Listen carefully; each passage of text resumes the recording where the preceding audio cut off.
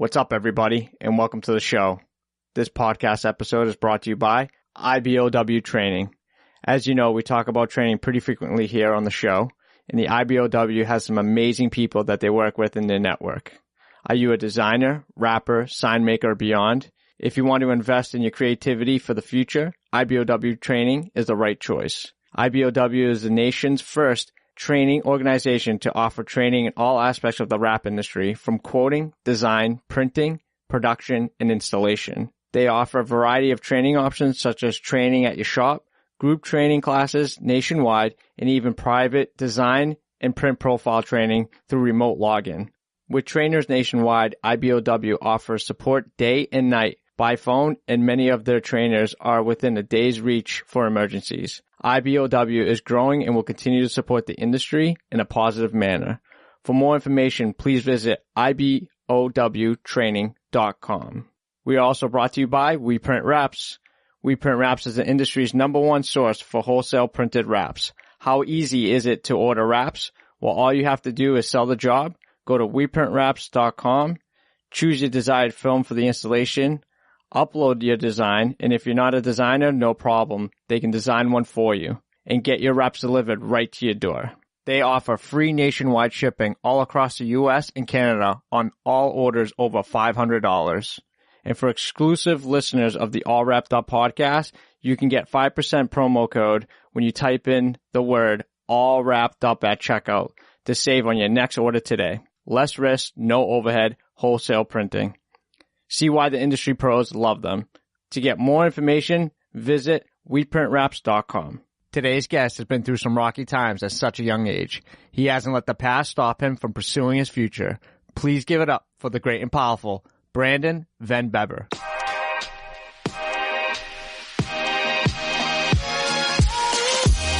What's up, everybody? Thanks for tuning in to All Wrapped Up podcast. We'll be interviewing industry-leading rap companies to share tips, tricks, stories, and more.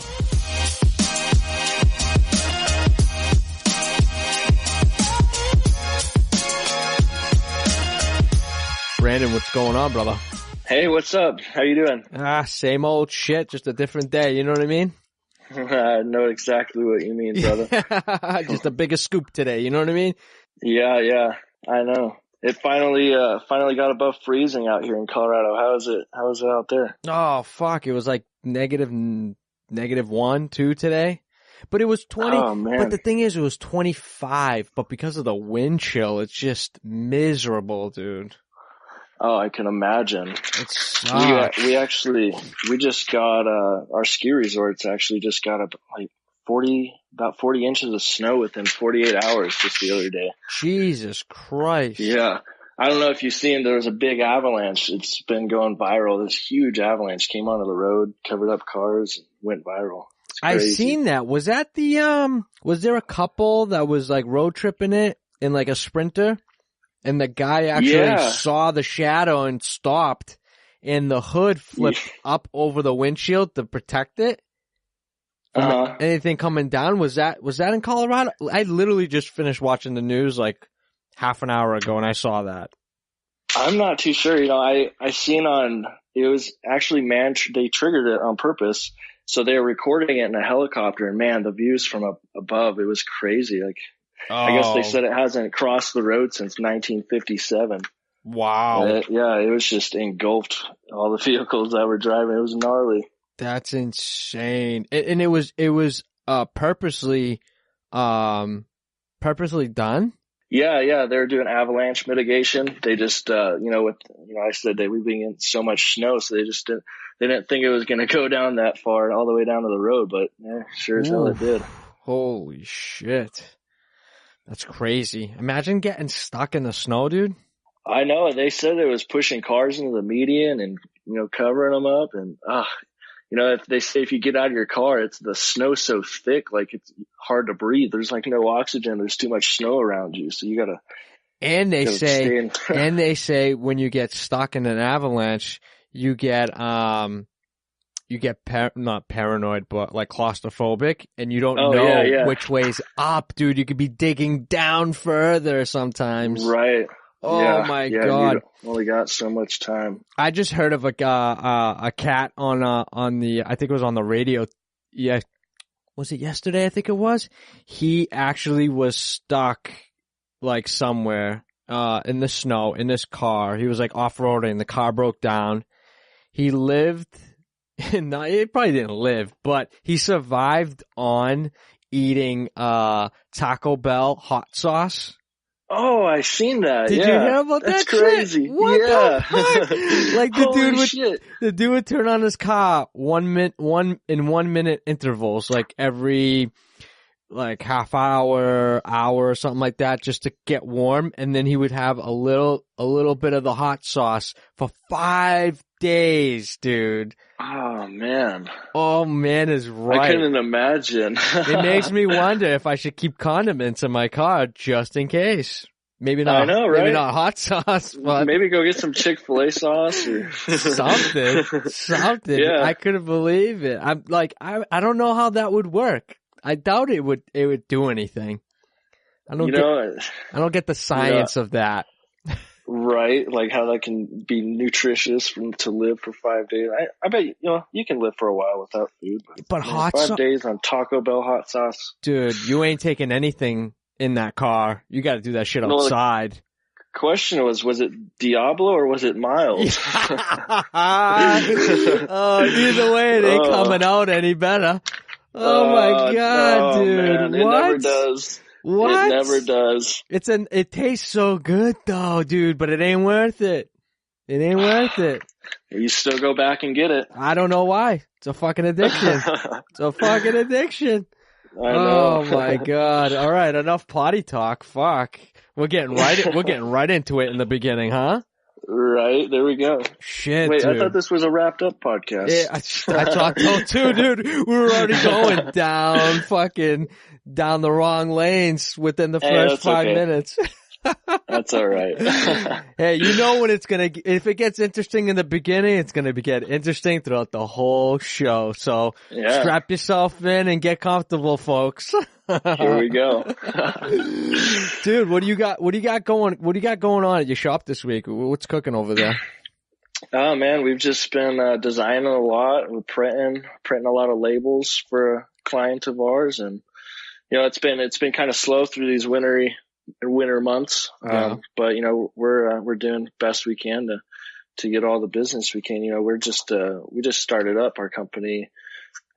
New company, new name last year. So it's been a little bit of a challenge, especially going into the slow season, but we're doing all right. We're not doing too bad. We got, some boat wraps, interesting enough, but, nice. Best time to do them is over the winter, I guess. And some wall wraps and other vehicle wraps and such, but. Nice. How do you deal with the, Colorado winters? Man, it's really tough. You definitely got to have a heated shop that is going to stay heated. If you open a garage door or whatever, it's tough. But we make it happen. So definitely no outside installs. If we're doing like some graphics on windows or hanging some signs, we can definitely do that. But the cold definitely doesn't make any. We definitely don't install graphics when it's this cold outside though. Right. Do your winters span longer period of time than normal winters, or is it kind of? March is our snowiest month. It seems like, we didn't get any real big snowstorms until just, about January, beginning of February. And man, now it's just like it's snowing every week a lot. Tell me about it, bro. It's like winter's getting further and further away from us, as far as like you think like December, January we get dumped, February, whatever. We've gotten the most snowfall in the last 3 weeks than we've gotten all winter. It's crazy. I mean, don't get me wrong, we could definitely use it. Like last winter was not the greatest, but when you're trying to snow? Oh, dude, I love the snow. Don't get me wrong. I'm snowboarding. I'm snowboarding all the time whenever I can break away from the office. But the snow can stay up in the mountains, you know what I'm saying? Right, that's what I'm saying. Not on the fucking tops of the roofs of the cars, man. That shit's a nightmare to get out. Yeah. When the seals are wet. Oh, fuck. Yeah, then you gotta bring it, you gotta, have it in the heated shop for 24 hours before you can even start working on it. It's just a big headache. Yeah, it just delays you 24, 48 hours, man. It sucks. Especially when you're trying to keep up with some fleet work or some contract work. And it's a bummer, dude, you know? Right. Yeah, totally. You can never plan it accordingly either. Whenever the snow comes, it's always when you're getting a drop off of like a bunch of vehicles. And it's just okay, well, there's 4 or 5 vehicles today getting dropped off. Cool. There goes the whole week of catch up. You know what I mean? I know. Yeah. And out here in Colorado, it'll be 65 degrees, 70 degrees one day. And the next day it's freezing and there's about a foot of snow on the ground. It's crazy how the weather is out here. God, it's almost the same weather pattern that we get here, like way further East Coast, you know? It's the same shit. I've seen 70. I think just a few weeks ago we hit 69 or 71 or something like that. It was like a record since fucking I don't know when. It was crazy. Outside in shorts and a t-shirt, and it's like early February, random. Right. I think March 3rd, if I'm not mistaken, was our coldest day in history. Really? Here in Colorado. So wow. I think we're supposed to get like real deep cold tomorrow, here in Boston. I don't know if it's from what you got on the 3rd to now we're getting it. I think it's supposed to be like really chilly weather tomorrow for us. How does the cold affect you guys out there? Oh, it sucks, dude. I mean, we see all the seasons. And it's pretty extreme. When it's cold, it's fucking cold, dude. But the cold with the cars aren't that bad. I'd rather have them cold than wet or snowy. Right. I mean, obviously, either way it sucks. You can't really install with a cold panel. Trying to install a wrap on a fucking 18-foot box truck, the aluminum panels are freezing. And we use Avery, so it's like Avery's got that lower adhesion, that initial tack. It's like it just doesn't stick well, especially when it's cold. Ooh. Oh yeah, you definitely. I've noticed that you got to have your substrate warm. Oh my God, it doesn't want to stick to it. Yeah, we're just sitting over there. We'll double fist it with torches. You know what I mean? Right. Going around, trying to just get it warm enough where at least when we stick it, it will tack. Sometimes the shit just floats there. It's scary, dude, Right. No, we just went through that. We've been, wrapping some HVAC systems for a company out here in Colorado. So, they're outside units, obviously. And, we definitely, experienced that, but, you get it warm and do a lot of post heating and lots of post heating. Yeah, exactly. And, it does its job, after that point. So yeah, what are you mainly using over there? You using Avery or you using 3M, Oracle? I've been 50-50. I'm not siding to one or the other. Yeah. I like Avery's 1105 print film, but I've been doing a lot of 3M 120 MC. Mm-hmm. Their metallic silver printable film, and how do you like that? I loved it. I did a Jaguar F-Type, and it was just a 2-tone. I did British Racing green in the back, and then there's a Jaguar face that split it, and it was all metallic silver in the front. Mm-hmm. Man, it was amazing. It looks exactly like paint. Fools everyone, Really? So I loved it. And, if you have a metallic silver vehicle, that vinyl matches up really well to it. So you can, like, I just wrapped a metallic silver truck or we did the tailgate, and, we were able to incorporate the silver from the rest of the truck within the tailgate wrap because it was like an exact match. And so it turned out really cool. Wow. So like the flake and all that stuff in the vinyl is comparable to something like factory that comes out of the paint. Wow. Yeah, and it was on a Toyota Tacoma. They're metallic silver. Wow. So if anyone out there is working with a metallic silver Toyota Tacoma, the 3M 120 MC 180 CB3 120 MC is a good option to use. Yeah, as long as you do your color matching correctly.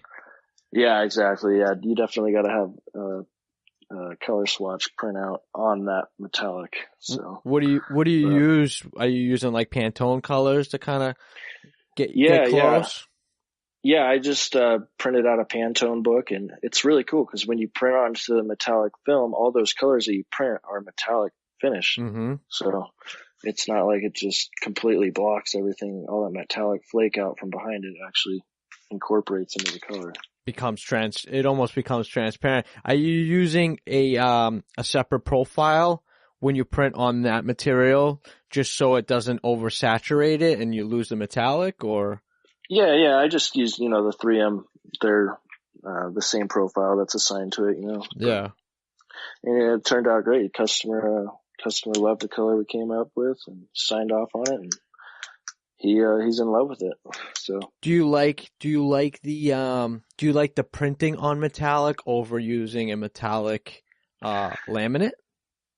Because we always got that option too, Yeah. Honestly, I've like we've spoke. I am just getting into this business. I'm only 21 years old, so I don't know everything about it. So fucking young kid. I'll have to have you send me some info on that metallic laminate because you were just now informing me of this. All over it, bro. Wow, you must be one. You're gonna be one of the youngest in on the podcast here. 21. Fuck. Yes, sir. Holy shit. I don't want to get into your story yet. I don't want to get into your story. It's still early. We're going to let the people, gotta get the listeners warmed up a little bit. You know what I mean? Right. Yeah, I get you. A little fucking, massage à trois type of shit. You know what I mean? Yeah. Can't get right into that shit right away. Can't skip over the foreplay, man. Right. There we go. That was the fucking word I was looking for. God, am I out of my fucking game? Holy shit.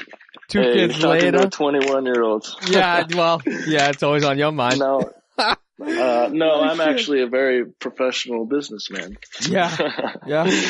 Good. Keep it that way, bro. You're young, you're in the game, dude. This is a young person's game. Man or woman. I'm telling you, yeah. I've seen a lot of people that, kind of didn't take their 20s seriously, and they're figuring that now in their mid-30s, and I'm just like, I don't want to go down that path. I didn't want to go to college. I would rather, put myself into business debt than school debt, Yeah. So I chose that road. We're still in debt, but it's something that's, making money and something that can grow to something really big, You're right there, bro. I think I started my business when I got out of college 2005. So I was about 22, give or take. I had my daughter around that time frame, 21, 22. It's perfect time, dude. Perfect time. Yeah. And you're fucking right into it. You got a shop. You're all proper. Bro, I worked out of my house for 3 years on my kitchen table, cutting vinyl. Well, I'm still not into a full brick and mortar. We have a shop in our backyard. We live on an acre, smack middle of town, crazy enough. Nice. So we got a big 1,600 square foot shop out in our backyard that I've been working out of, and just trying to build it up and save money and do the thing, Damn, dude. Damn. Lucky. Going back to that laminate though. KPMF, bro. You gotta look it up. KPMF. So, great company. They're up north from us, Canada. Okay. Well, they've been around for a long time. They're one of the biggest, the manufacturing stations are in Canada, where they produce a lot of the films. But you can purchase a lot of their stuff through Metro Restyling over in Michigan. Okay. Sure. The Metro, Chris, and Cowie has, a warehouse in Michigan, as well as I believe in Las Vegas. So maybe Vegas might be closer to you, or even Michigan. Yeah, definitely. You're kind of like right there. So, but they have a bunch of different laminate options. Oh wow. Color shift laminates. Really? Yeah. Wow, because I just started, I just learned about like the carbon fiber textured laminate by 3M and their textured laminates, and that was, mind new to blowing. me. Yeah, it's pretty cool. Oh, wait till you see what they're doing. KPMF, dude. They have a whole booklet full of different lambs you can choose from. Ooh. Okay, sweet. Yeah, I'm definitely gonna give them a check out. Yeah, definitely give them a look-see.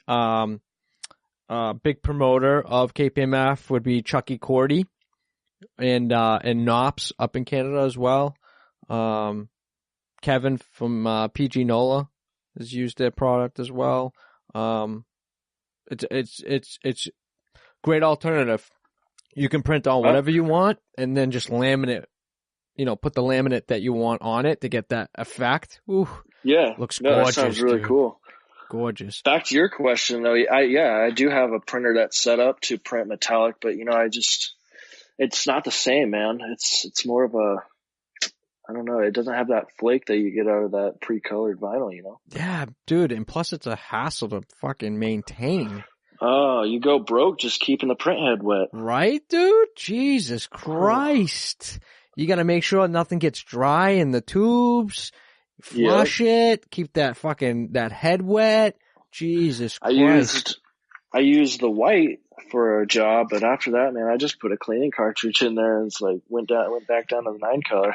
Yeah, or you get into those medium colors, the light cyan or whatever, light magenta. Right. And you play with that, but then the only reason why you want to use those is if you're using shit for like more photorealistic bullshit, when you want to have those nice soft tones in people's faces and shit. We're not doing that shit with wraps, man. You stick another one in there, you stick another, cyan or magenta, and you run more color. You have double the colors in there, but you never run out.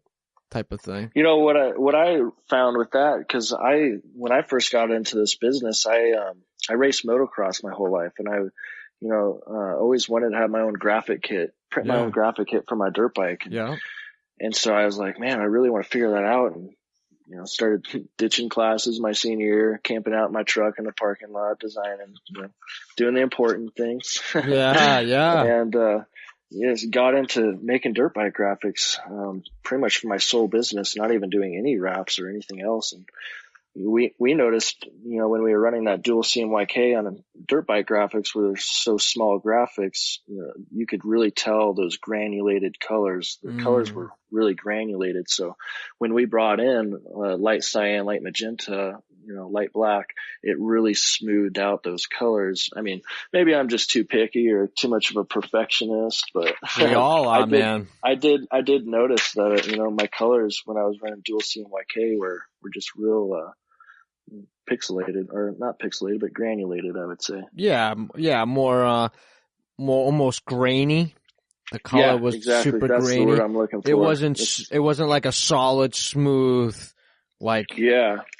You know what I mean? And light black, man, on those light grays, they're smooth. They're smooth colors. So what are you using? Like a Roland? I would assume. No, I just got a brand new Epson S8600 last July. So yeah, it's got the big boy, and I've been loving it. How old is that model? Is that a newer model? Yeah, it's their newest model. It's a couple, 2 or 3 years old. Yeah. If I'm not mistaken, honestly, it was kind of a last minute decision to buy it. I was in a bind. I did some print samples. It's great, and heard a lot of good things, read a lot about it. But yeah, and I've loved it. I haven't had any, knock on wood, I haven't had any problems with it. Epsons are good. We have 2 Epson. I think they're Sure colors. I think we're in the market for another Epson, but it's a brand new model. I don't know the exact model number, but the Epson, the Sure colors, I know would have issues with their reds. Their reds were never, I don't know if it was part of their inks like how they manufactured the inks. But after like a year or two, the reds would turn pink, dude. Wow. Yeah, it was crazy. It was, I think this new model, it uses the GS3 chrome ink. So I think it's a new ink. They're using new inks for it. Okay. So they might have eliminated that issue. I haven't ran into it myself. Like I said, I've only had it since July, but I'm going to be printing up. I just got a new truck for myself. So it's red. So I obviously got to incorporate a lot of red. So I'll do a test on myself. We'll let you know. Yeah, definitely. Yeah. Look at long-term, longevity on it. See if it starts skewing, towards the pink color. Cause I know, anybody that had those Epson shirt colors back then, I know we're having problems with reds. And Epson's kind of new to the market a little bit. They were more photographic type of, company and breaking into the, the wrap industry type stuff. And, going back to like print and dirt bike graphics, on Honda, they're bright red plastics. And if you didn't match that color, your customer was pissed. Man, dirt bike graphic customers, man, they want the world. I'll tell you that. Oh yeah, on these little tiny panels, dude.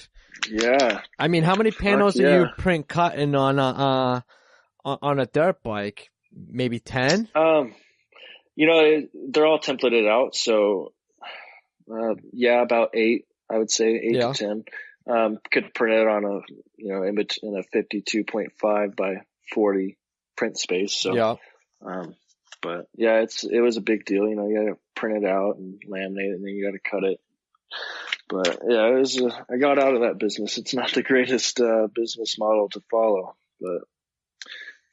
but you started that back in high school, you said? Yeah, it was my introductory to the business, on accident. I just kind of wanted to do stuff for myself and my friends, and people were like, "Oh man, you do a really good job." Kind of, expanded on that and got connected with a guy in my area who my aunt worked for. He was a dealer for Roland printers. So he had a printer in his office that, was just a demo unit or whatever. And, we started using that and making dirt bike graphics, but wow.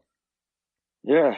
And that's kind of how it all started. So after that, you figured out, hey, making some money, I'm just going to go buy a printer myself and do it from home. Call it exactly. Day. Wow. Yeah. Obviously it's a long story. I got kind of a unique story.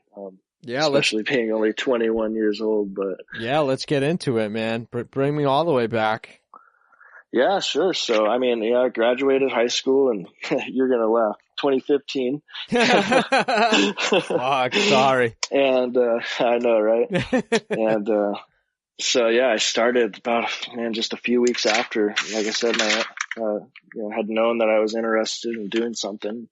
Said, hey, we got this printer. It's not really being used. Let's make a deal and kind of go into business. And, so we did that, and, it went on for a long time, and, I ended up, parting ways with him, just some things with, he was using the printer a lot more and more. And, it just wasn't, something that was really working. Dirt bike graphics, they don't make a whole lot of money for what you put into it.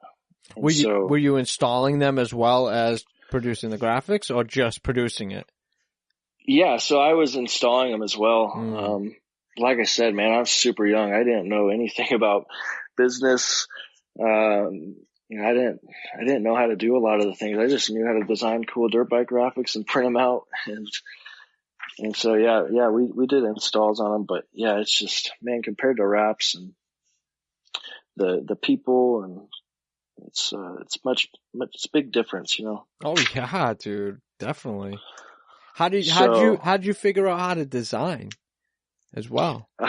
Taught myself. Everything that I do to this day is self-taught. Good for you, minus man. I went to Geek Wraps in Florida and got certified and taught by them, but we can get into that a little later. But anyways, yeah. So I had left we parted ways, and ended up finding another partner, a guy I wanted to throw some money at me, kind of keep doing dirt bike graphics, but maybe look into branching out into this wrap world. Mm-hmm. And so, I was just, young and dumb. I was like, hell yeah, let's do it, without really knowing the guy too much or, doing a whole lot of research. Got into it. We went for about a year and a half, man. And man, like I said, I self-taught myself everything. I did everything within the business. This new partner, owned a very large percentage of it and didn't really know the ins and outs of the business, didn't know how to design, didn't know how to, print, do installs, stuff like that. Mm-hmm. And Just man, being the money guy, basically. Yeah. And it was just wearing on me, man. I was just working so hard myself and throwing a big majority out of it every time I went to go pay myself. I had to write a check to them. But anyways, I ended up just kept going and had no plans on leaving or doing anything, and had a customer of mine, second time coming in for a wrap. He was coming in to check on the progress of one. He's like, man, it looks really great, but how come it's only you that's working on it? Like, we're your business partner, And I says, it's, he's upstairs. He just doesn't doesn't know how to do this kind of stuff. I mean, it's whatever, but, I told him it was my only way into it. And I was grateful for that. But I was like, I'm kind of unhappy in this situation. Turns out that this customer of mine was a local business owner. He founded a multi-million-dollar company that is worldwide known. And he says, you know what? I'm going to finance you right now, and you're gonna try and buy him out. But if you can't do that, he says, I want you to go buy all your own equipment because you deserve, so much more for yourself for what you're doing. And I was like, I felt like I just won the lottery, man. I started crying. I was like, this is the best thing ever, man. So after that, I tried buying him out and made a fair offer. Couldn't make it happen. So wow, I had to do what was best for me. Had to think about myself, because no one else will. Any repercussions of getting out of a contract or whatever that you were in with him? Yeah, we're battling. Still? Don't want to go into it too much, but we're going through some repercussions, but we're gonna do all right. Good. But I got nothing to worry about, so we'll get through that. But I got a lot of support on that. And you got good people behind you, people who know you're a hard worker. You'll put in the time. You're not looking for an easy way out. You know what I mean? You're putting in the time, the hours, the hard work, getting yourself certified. You're investing in yourself at the end of the day. Exactly. Yep. And then, if you don't take those chances, sometimes you're not going to go places. Well, that's the thing, dude. It's some people get complacent. They think, okay, this is my best case scenario. This is what I have to do. And, things come up and you don't take opportunities because you feel like you're either cheating on the one you're on now or, you don't know if the grass is always going to be greener on the other side. But right. Yeah. It's that unknown. Yeah. It's the unknown. That's being a business owner. Literally the unknown happens every day. Every day. Yep. You don't know what the fuck's going to happen. And it's how you do with it that determines what's going to happen the next day. Right. You give up, fucking doors closed tomorrow. Done. See ya. On to the next one. Yeah. No. Exactly. You wake up every morning, you open that door, you turn on those lights, you fire up the machines, and you fucking work. That's the way. You put your head down, you fucking get it done. Yeah.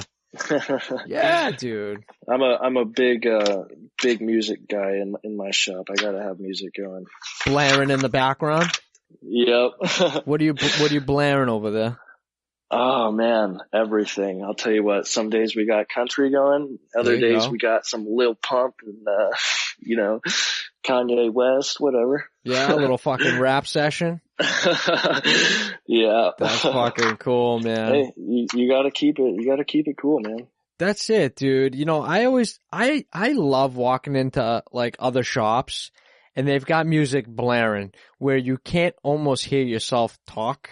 You know what I mean? Right. I love that shit. I love that shit. Who wants to walk into somewhere and hear elevator music? Right. Or nothing at all. Who wants to hear a fucking printer? Who wants to hear that shit all day long? Or fans running or some shit. Yeah. You know what I mean? It's crazy, dude. It drives me nuts. Like, even at work, dude, like, I'll have my computer on. I'm in a separate room. I got my own music playing. We got our own music playing behind me in the production area. Yeah, Two other and they're offices. all different. Yeah, they're all fucking different songs going. I hear my boss walking in. Podcast going up on front. Right. Got my boss coming in. I can hear, cause he's right next to me. The next office over. I can hear him talking to Google. Google, play Metallica. I know fucking the day is gonna fucking rock. Just by the music selection that my boss picks, right, in the morning. Yep. He knows he's ready to kick. Dude, I know when it's a fucking day to fucking bring in sales, bring in money, it's fucking gonna be a kick-ass day. He's walking in, Google, play Metallica. Google, play Nine Inch Nails. Fucking, dude, he's fucking rocking out, slaying it on the computer, getting some fucking emails done. Getting motivated, man. Dude. Yes, sir. It puts everybody in that fucking mentality that it's like, dude, today we're going to make money. That's it. Exactly. There's no place to go but up from here. Like 9 o'clock in the morning, let's fucking kill it. By noon, I want shit done. You know what I mean? Exactly. Yeah, and you do that every day, man. The sky's the limit. Oh my God, dude. It's just refreshing. Like who would love to go to fucking work, okay? Your fucking briefcase, your fucking, your fucking casual attire, you fucking walk into your cubicle, and you're fucking, okay, I'm pushing buttons today, fucking, hey Joe, what'd you do last night? It's dude, come on. Same fuck that thing. Shit. You're fucking a robot. Yeah. You know what I mean? Who wants to do that? I know, yeah. Damn, hey man, I like, I couldn't imagine. That's why, when I first started this, I still had a job, day job when I was running the business, and it took me to crash and burn on my dirt bike, bro. I ate shit. And over the handlebars or what? Man, I don't really remember too much of it, but I know that I came out with torn ACL and some broken bones. Shit, dude. I've broken my femur before on that same leg, so it was like, oh yeah, dirt bikes are gnarly. Oof. But anyways, it took that to get laid off from my job. I was no longer to stand 12 hours a day working where I was in the clean room. So, that was my last job. So I never officially quit when I went into business. I kind of just got let go and was like, oh, just going to ride this wave. Yeah. Here we are. Damn, dude. Do you still, now, I always say this a lot, being a business owner and having that, daredevilish background. Yep. Do you think twice now when you get on a bike or go snowboarding, like, I can't get hurt today because it could be game over tomorrow? You know what I mean? I completely see where you're coming from, but I am one of those people that, like, when I throw my leg over a dirt bike or I strap into a snowboard, or if I'm, wake surfing behind a boat, man, I gotta send it. You're one of those. I'm one of those, bro. I mean, hey, I try to, keep her within my limits, but I'm definitely not like, you only live once, man. I'm in my 20s still, early 20s. I gotta get out and get it out of your system. Get rid of some adrenaline. Yeah, get rid of some adrenaline, man. Yeah. Get out and send it. Yep, I hear you. That's the mentality, man. I see everybody hashtagging that. Send it. That's exactly. like the new thing. You know what I mean? Yes, sir. I don't know. Got some raps we're about to send. Yeah, can use it for everything. Fuck, man. I used to love when I was in my 20s, dude. Well, I'd probably say like 18, 19.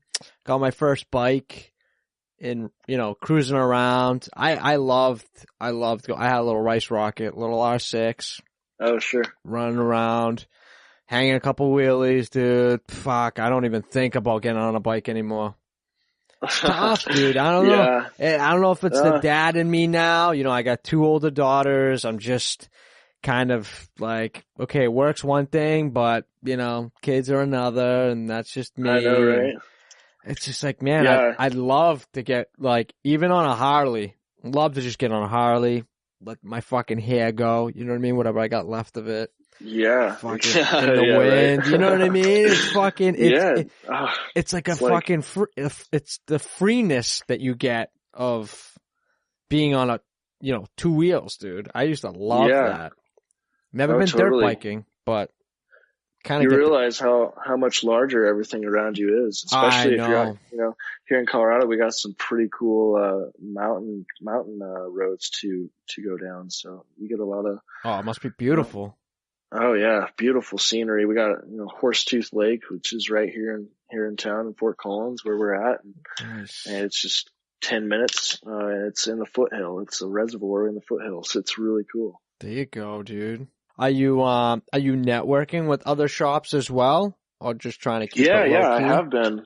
Yeah. No, so when I went into this, you know, I'm like, I don't want to make any enemies with anyone. I want to go and introduce myself. You know, I'm a 3M preferred installer. And if I, you know, I want to offer services, like if anyone's ever in a bind, like, you know, just hit me up. You know, I got a shop with a 13-foot door. I've been going to, been letting all of our, you know, my competitors, I guess you can call them, around me and saying, hey man, you know, I'm not using this every single day. So if, you know, you ever get a big truck or something, you need a shop, it's right in the middle of town. Just hit me up, you know. So nice. You know, I'm always throwing out that helping hand.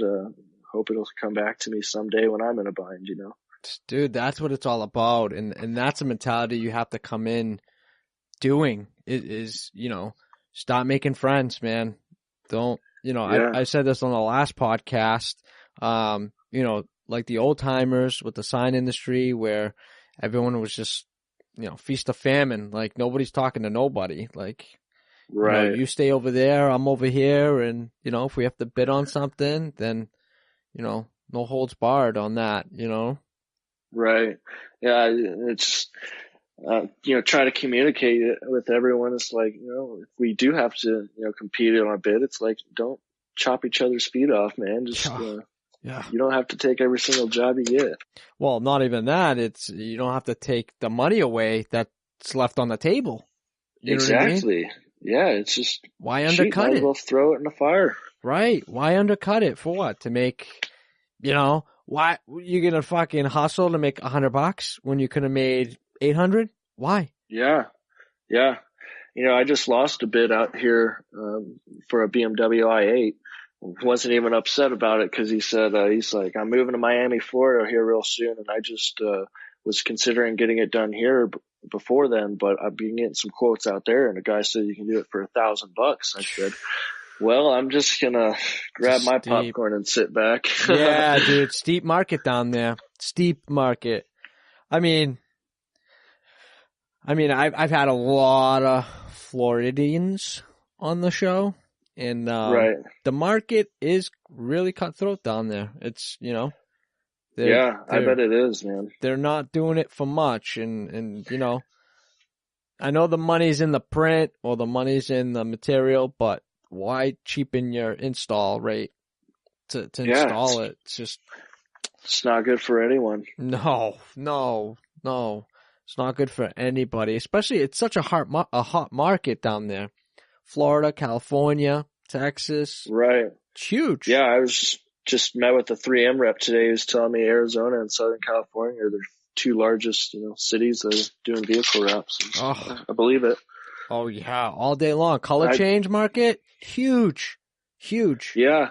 I just went down to Fort Lauderdale last September, did training with the Geek Wraps guys down there. Mm-hmm. And I've never been to Florida before, but man, it's like every other car you see down there is a Rolls Royce, where it's like you're lucky to see like any $100,000 plus car out here in Colorado, which is kind of sad, but I think they're all hiding in the garages. You know, we'll get to them. Yeah. Yeah. Well, I mean, I think it had probably maybe a little to do with the weather. You know what I mean? Totally. They're all hibernating right now. Right. Do you get to see, are there any Lambos in your area that you see driving around, or like Ferraris or anything? You know, I'm working with a guy right now. We're trying to work out a deal. He's got a Ferrari and a Lamborghini. Wow. So yeah, I'm really got my fingers crossed on that one. I think we're gonna get it. So I got that coming up, which is real exciting.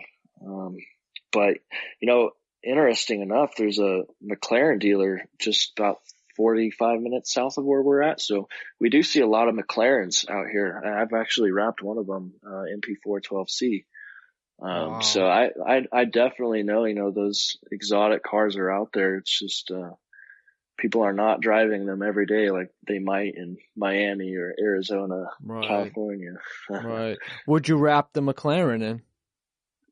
We did 3M gloss fiery orange Wow. and then we did, their shadow black on the hood, roof, and, you know, trunk section, engine bay section, since it's a McLaren. But the front, yeah, the frunk.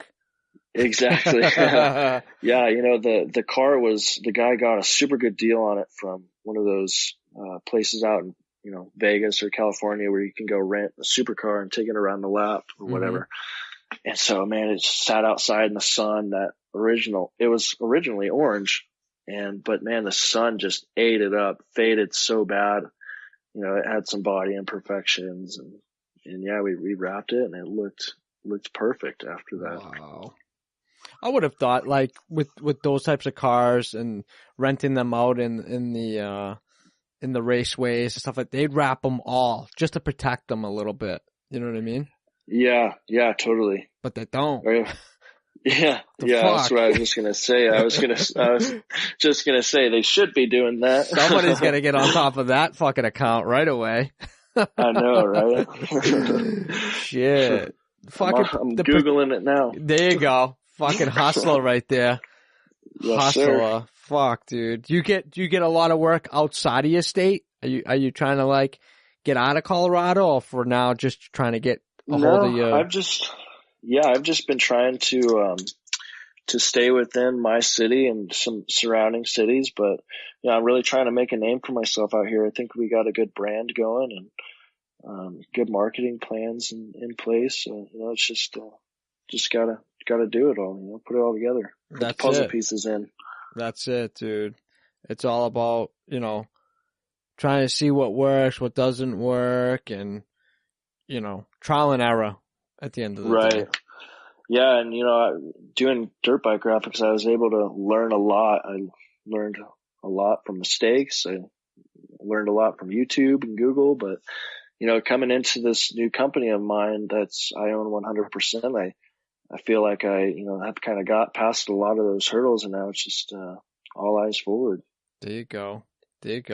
Tell me about your experience down in Florida. You took the course, got the certification. How did you? How did you, like the process and all that stuff? I thought it was awesome. I mean, I don't have much to compare it to. I've heard some things about the Kansas 3M certified, I believe, by Lowen. But I was, you know, when I was on 3M's website, I was like, well, we can go to Florida or we can go to Kansas. And I was like, yeah, we're probably going to go to Florida. That's funny. I mean, there's a lot of there's, you know, Arizona, Texas, I believe. But, you know, I was just like, you know, I've never been to Florida. Geek Wraps has always been, you know, big name in the game. Yeah. Went down there and, you know, Kenny and Kathy and John and Jose, shout out.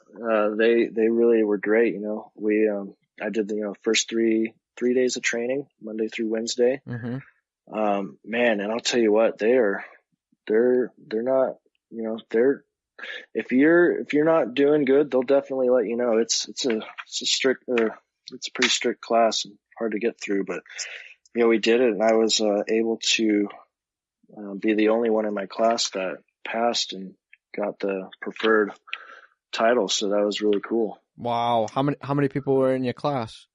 It was a full class of 10. So, wow.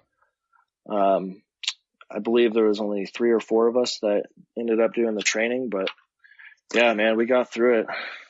Wow. It was pretty difficult, man. Them HHRs, they're real something. They suck. You'll never wrap one again. Just so you know. Nope. I know now every time I see one around town, I'm like, oh, I can wrap that. Yeah, if I wanted you to, wrap but I'm that? not gonna. Yeah, fuck exactly. That. Put that thing in the fucking junkyard. That fucking exactly car. Crazy, dude. Yeah, I know. Crazy. Oh, I ranted about that, I think, on my last podcast. How crazy. It just the body lines. Okay, great. It's a great test car. But again, fucking, when are you ever going to wrap one? Right. I'd fucking wrap more Sprinters and Chevy Express vans in my life than I even would want to even see. You know what I mean? Totally. Yeah, exactly. Dude. Yeah. But no, those guys were great. They took their time with me, helped me. I came in, knowing a lot. I had wrapped my own cars. And I had quite a bit of experience, which helped out a lot. I definitely didn't want to go down there and fail the test and be out, $1,500. So, really made sure that my skills were up there. But yeah, that was great. I loved it. It's really cool too, because they manufacture all their tools right there just across the street. So right. It's like not only do they have that training going on, but they got a whole other business just across the street. It's really interesting too. Yeah, they definitely changed the game up with their Geek Wrap squeegees and, putting that stitched felt section on one end with the hard Teflon on the other. I was buying squeegees left and right. Those things lasted me a couple wraps, $14-15 a piece, but shit, it was I know. so easy to fucking wrap with them. It's such a big difference, honestly. Oh yeah. They got their magnetic tool pouches and magnetic, excuse me. Yeah. Their magnetic belts it's really cool, man. You just take your pouch off and stick it to a car, magnetize it to a car. You got all really, those tools too while you were there, right? Yeah. So I didn't get all of them, but I got the belt and their small tool pack that holds 2 squeegees and 2 detailing squeegees and your knife and some 2 other little deals. But nice. Yeah, I was super pumped to get that. Got some more tools from them. But yeah, they do a great job. They're definitely innovators over there. Oh, for sure. Is there any specialty tools that you use that really help you out with wrapping that we don't usually think of? Yeah, I love their magic wands. They're really good, for rounding out corners and getting into tight places. But I think they have this, I've tried finding it, but it's just a back sheet cutter that cuts just through the paper and not the vinyl. Right. And it works better than any other cutter I've used before. I don't know if they've released them yet but man, it really works. They're Teflon tape on the bottom. It just slides right across that vinyl. I've ran into issues, like some will work great, but if you're working outside and the vinyl's a little hot, it likes to stick. But I never ran into that issue with their back sheet cutter. It's it's just clear plastic with a utility knife blade in it. So there you go. You get into like the yellow tools. See them? Yeah, I have. I haven't used their tools. I'm following them on Instagram and all that, but honestly, I've just been working with what I've had and trying to build a business and get more tools that support that and keep her going. That's it, dude. Sometimes it's just a simple, better type of avenue is the best. Good squeegee, right? Good blade, a little tuck tool. And your air release tool and wrap glove, yeah, you're good to go. Yep. That's it. Exactly. Yeah, I mean, you can have the bare necessities and still get the job done, but there is a lot of tools out there that does help out a lot. So we've definitely been getting those. So yeah, I think I just had to upgrade. I just had to upgrade my toolbox recently. I had just a small one. I'm like, oh man, I'm getting too many tools. I need to get some. So I went out and got a big triple decker on wheels. there you go. Roll it right to the job. Boom. Yep. Everything's right there. Exactly. That's awesome. Yeah. Sometimes, dude, I get overwhelmed sometimes with the pouch because it's like, okay, what do I really need for this job? Sometimes I just stick the fucking squeegee and a blade in my pocket and I'm good. Like sometimes I know, right? I'll get through it. You know what I mean? I feel like if I got too much, I'm just like, okay, should I use a tuck tool or can I just fucking get in there with a squeegee? You know what I mean? Yeah. And then, I'm guilty of, having the tool bag and then throwing the squeegee in my back pocket like it's my wallet all Always. the time. It's like I'll be wearing it and not even using it. It's like, dude, what are you doing? Yeah. And then you fucking tap in every pocket like, oh, where did I put this thing? You know what I mean? Fucking leave it on the top of the roof of a car or something. You're fucking looking around like a lost puppy. Fucking, where's my fucking shit, dude? It's crazy. Yeah. Sometimes they just grow legs and walk away from you. Right? I swear to God, fucking squeegees are nuts, dude. What are you using for a blade? You using like a 35-degree blade or one of those 60s, 65, 64s or whatever? Yeah, I like the 60s. Yeah. I believe it's 65. I like that blade a lot. And I've stuck to that and been great. Use my Geek Wraps knife with the dial so you can take it in and out, quick. But there you go. Does that have the round end on it, or is that just like a square cut on it? No, it is a rounded end, and then it's on the back of it. It's cool. I don't know if anyone's ever noticed, but they have a ruler incorporated into it. So if you're ever like needed to measure to figure out how much stretch you can allow in certain areas, you can just flip your blade over and there's a ruler right there engraved on the back of it. So you can do your math on the fly. Yeah. It's pretty cool. I just noticed that. That's fucking convenient. Right? I use the, I think it's the NT cutter, I think. The little yellow ones. Sure. I think that they've got like the rounded, I like the rounded edge where the blade comes out. It's rounded. I like that because literally you just click it once and just let the tip come out. Just a little bit of that tip, just the tip. Just the tip, dude. You know what I mean? Yeah, and it's all you need sometimes. That's it, bro. Fuck it. That's what she said. So you get it in a little bit and just that rounded edge, you could just run that blade all the way down. And with that plastic, it's not like a metal, like an Orifol blade or anything like that where it might gouge it or like come out.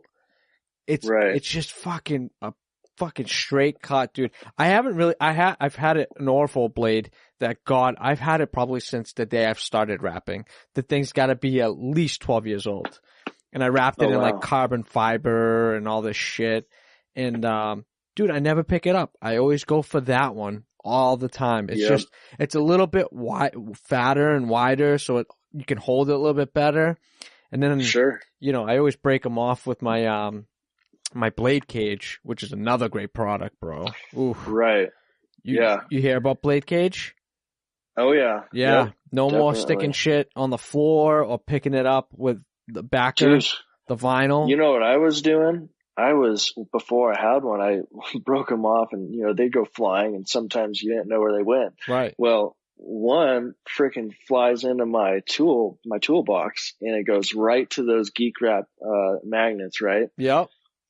And then it ended up getting stuck in between them. And one day I went to go pull them apart, man. And those strong magnets. And man, I put a lot of pressure down on my thumb right above that knife. And yeah, it was, so blade cage. Thank you. Right. Saving fucking fingers. One snap at a time. Holy saving lives, man. Shit, dude. I remember one got stuck in my pouch, dude. And, I don't even think it was a sharp edge, but it just, those things are deadly no matter what side you fucking put it in. I put my hand in to grab my squeegee. Dude, tell me how I grabbed my squeegee. Like, I couldn't even do it again if I tried. Stuck my hand in my pouch to grab my squeegee. The fucking thing got cut underneath my nail. Oh, that's the worst. Ooh, dude, you want to hear a fucking grown man scream?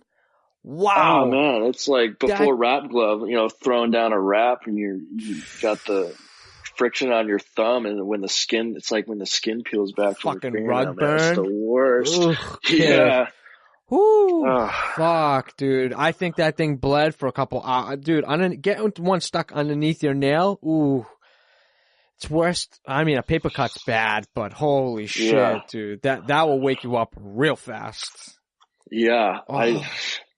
I've had a thorn stuck under my fingernail one time after trying to flick a berry off, being an idiot when I was younger. So yeah, bro, flipping a there. berry, you got a fucking I was like, thorn. Yeah, I don't know, man. I was out for lunch. And, hey, sometimes man, you do stupid things. And, yeah, that berry bush had thorns on it, bro. Oof. Bet you look at berries in a whole different way now. Oh yeah. Fuck, dude. You ever get you get wheezy? You get wheezy with broken legs and shit like that, limbs? No, man. When I broke my femur, I was unable to move myself, and I never passed out. Conscious the whole time. I was there. I've been able to deal with pain pretty well, but I've never had any issues with fainting or any of that. But fuck, man, I'm good. I've never broken a bone. Knock on wood. Yep. Never got stitches. Knock on wood. Well, that means that you're doing something wrong. What the heck? Jeff, you are fucking so boring, dude. You need to get out there and fucking live your life. Go break a limb. Let's go ride some dirt bikes, bro. No, I'm good, dude. I watch too much. You know what it is? I watch too much YouTube, and I fall into these fucking rabbit holes, and I start watching shit, and that's the shit that scares me. I see dudes fucking wiping out. I'm like, yeah, no thanks. Fucking, I'm good. Dude, I don't even ride. I've never been on a roller coaster. No way. Dude, scared of heights, bro. Dude, you better get on one before they all, close down. I've been hearing a lot of roller coaster places are closing their doors, man. Yeah, because too many people like me. Units, bro. Too many people like me like their feet on the ground, bro. Fuck that. I'm good. What the heck? You know what? I hear one story about a kid falling out or something. I always think that's going to be me. I'm going to get on. That fucking seatbelt's going to loosen. I'm going to fall out. I'm going to be that guy. That's what runs through my head. I'm not going to lie. I've been on a roller coaster one time, and one of the oil lines at the top, like pulls you all the way to the top and then drops you or whatever. Yeah. One of the freaking oil lines, bro, breaks. See? Spits a bunch of oil onto us. So, I see where you're coming from. I don't blame you too hard. There you go, dude. See? It only takes one. See, now I'm never going to get one, because now I've talked to somebody that had a bad experience that could have been at the brink of fucking death. Well, you know what's even worse is the carnival rides, man. Those things are, they're traveling thousands of miles in between carnivals, just going down them roads, shaking. God knows how many bolts are rattling out. Oh, fuck that. I'm good. Yeah. I do not do carnival rides, but I'll definitely hit up Elitch's or Six Flags, whatever. Six Flags. Yeah, I used to love going there, dude. Take the little kiddie rides, you know what I mean? Yeah. Water rides. I'm good, man. Fucking. Get you in your teacup? Yeah, dude. Even that would drive me nuts. Yo, I remember being on, the Cyclodome. Was it the Cyclodome? Is it called the Cyclodome? No, not the Cyclodome. The one that puts you up against the wall and then the floor drops. It spins.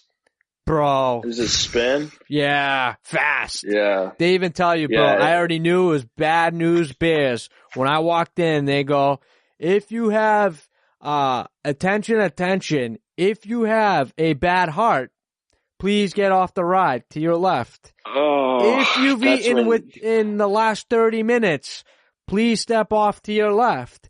Bro, I see fucking dudes, dude, you can't puke. You puke out and it comes back at you. This fucking thing goes so fast. So I get on it. I'm like, fuck it, dude, whatever. Fucking school trip. Fucking on there. All over it. Fucking get it, dude. Gone. The whole day, I could not get the spins out of my head all day. I had to have friends carry me like a wheelbarrow, not a wheelbarrow, but a little cart I had to sit in the fucking car like a kid, like a fucking 2-year-old with ice on my neck, fucking taking Advil. Dude, worst day of my life. I hated it. Oh man. Yeah. I've been on one of those one time and it was the last time. Yeah. I don't like those gravity machines, bro.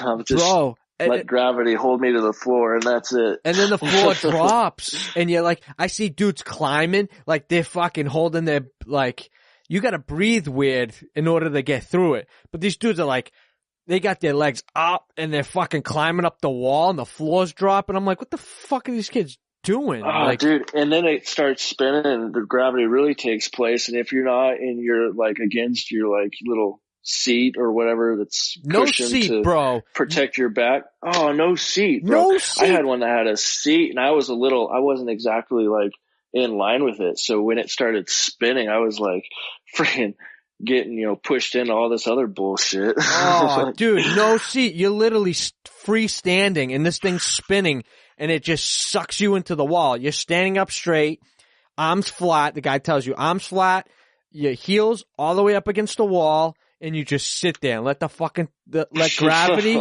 suck you in. And when it starts to suck you in, the fucking floor drops. Didn't even know. Dude, I'm an idiot. I didn't even watch the people before me go.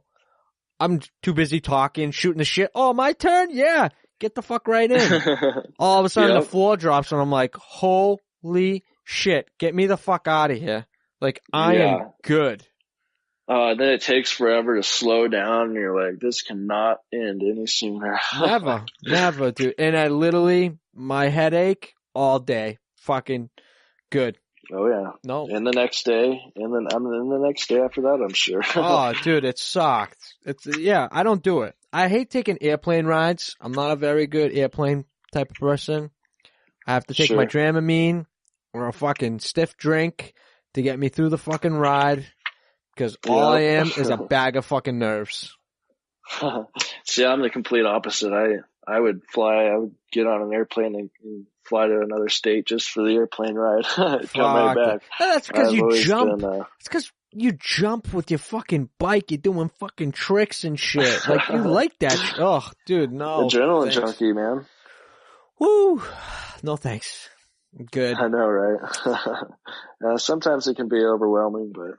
Yeah, well, I guess that's the difference. It's like, I overthink things, and people like you don't overthink things. You just fuck it. I'm gonna do it. That's it. Yeah. Fucking deal with the consequences later. Fuck it. Yeah. Go into life with that attitude and everything. Yeah, dude. Sometimes it plays out, sometimes it doesn't. Those are the cards you dealt, dude. But you know what? Better to know than not know. Exactly. You miss 100% of the shots you don't take. Yeah. Shout out to Wayne Gretzky. Yep. For that one. Unreal, dude. That's crazy.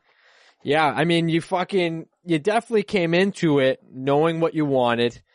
I like your mentality with, why put yourself through college and be in college debt over, learning a skill, a trade, right. And getting into something where, your debt you're a little bit of debt. I don't even think you'd be in that much more debt than you would in college. There's no way. Oh, no. What would have you, here we am. I need more coffee. Hold on a second. Yep. This, podcast is sponsored by coffee. I think my last couple episodes when I post up, I'm having a conversation. They're like, damn, you always got coffee in your mouth. Fucking keeps me going, man. It's crazy. Yeah, there you go. What would you have taken if you went to college? If you had that option? What would you be doing? What would I have studied? Yeah. Man, to be completely honest with you, I have no idea. Nothing. You didn't even have a fucking plan. I'll be honest, I barely graduated high school. Didn't have problem learning. It's just, I knew what I wanted to do, and I wanted to do a business and work for myself and not have to wake up every morning and be unhappy. I didn't know what I was going to do. I just knew I didn't want to go into college, man. Wow. So, and I would be graduating this year if I did. So it's kind of a trip, but I look at my business career and it's like, well, further ahead. Accomplished a lot there. Yeah. Yeah. I mean, people who go to college and want to start a business then, okay, they might know a little bit more than you, but you know what? They still have to go through all that learning curve and they have to experience that before they really get it. Don't get me wrong. I probably should have gone for at least a little while to learn some things, but I've got great mentors. My investor now, he's running a very successful worldwide business. Mm-hmm. So he has been kind of helping me, not feeding me the silver platter by any means, but he's always a text message or a call away, and that's awesome. That's sometimes, that's all you need in your life is a good mentor, someone to give you guidance. In college, dude, you get a professor. You got fucking 25 kids, 30 kids in the room. Everybody's learning the same shit. And this guy's reading off a book. This guy ain't reading. This guy ain't going from fucking experience. He's Right. learning the shit from where you are, and he's able to teach it because he understands the book shit. But most of the Right. time, it's not being book smart, dude. It's being street smart. What do you need to know? Exactly. Yeah. Teachers always told us we'd never have a calculator. Look at us. Everyone, if you have a phone, you got a calculator. Yeah. Fucking So- who's laughing now, Yeah. Pull up some YouTube. Shoot, they got the 3M Cosmo app. Have you heard of that? I have app not. for your iPhone. Yeah. 3M has an app for your iPhone that's got training videos for just about every sort of circumstance that you could get yourself into. Fuck it's really out cool. of here. Swear to God. Called Holy 3M Cosmo. Shit. And the guys at Geek Wraps introduced me to that. So they got, their brochures, sales guide or sales stuff to help with sales, and Yeah. a bunch of all your different types of applications, and it's really neat. So Wow. honestly, shout out to 3M for doing that. Damn. It's almost like, it's almost kind of like what Justin Pate's been doing for a while with the Rap Institute. No? Similar? Right. I've obviously know about Justin Pate. I haven't looked into, subscribing to any of his services, but I've heard great things. Actually, just someone was talking about today in a meeting that I was having. So Yeah, I mean, what he's done for the industry and what he's doing with his training videos, and it's not hour-long videos. It's like straight to the point, what you need to know for this particular scenario. Right. Fucking 6 to 8 minutes, boom, done. You know what I mean? exactly. Yeah. You're getting that information so quickly and right to the point. You're not, feeding a bunch of shit in between and all. Dude, you're getting it like within minutes, and you're like, fuck. Yeah. I'm going to save Exactly. myself so much time now. You know what I mean? Yeah. Yeah. Totally. And it's awesome that he's done that for the industry. It's really cool. Yeah. And it's a little bit of everything, PPF, color change, commercial, window Right. tinting. He's dabbling with a lot of different stuff now, and it's great. We need that. Because everybody's merging together. The window tint guys want a fucking color change. The color change guys want a window tint. Fucking PPF guys Right. want to do everything. Fucking Yep. let's gang up on it. Let's fucking network. Let's work something Right. out, You can't know everything. Right. Yeah. And I've always just tried to, cause obviously any one of us could go out and start window tinting or PPF, but I think the shops that, stick strictly to wraps are, become a lot more, successful in the long run, being extremely good at one thing as opposed to being mediocre at most things, But yeah, I mean, you see a lot of it happening now, and a lot of those guys are taking certs and getting certified and getting training, which is great.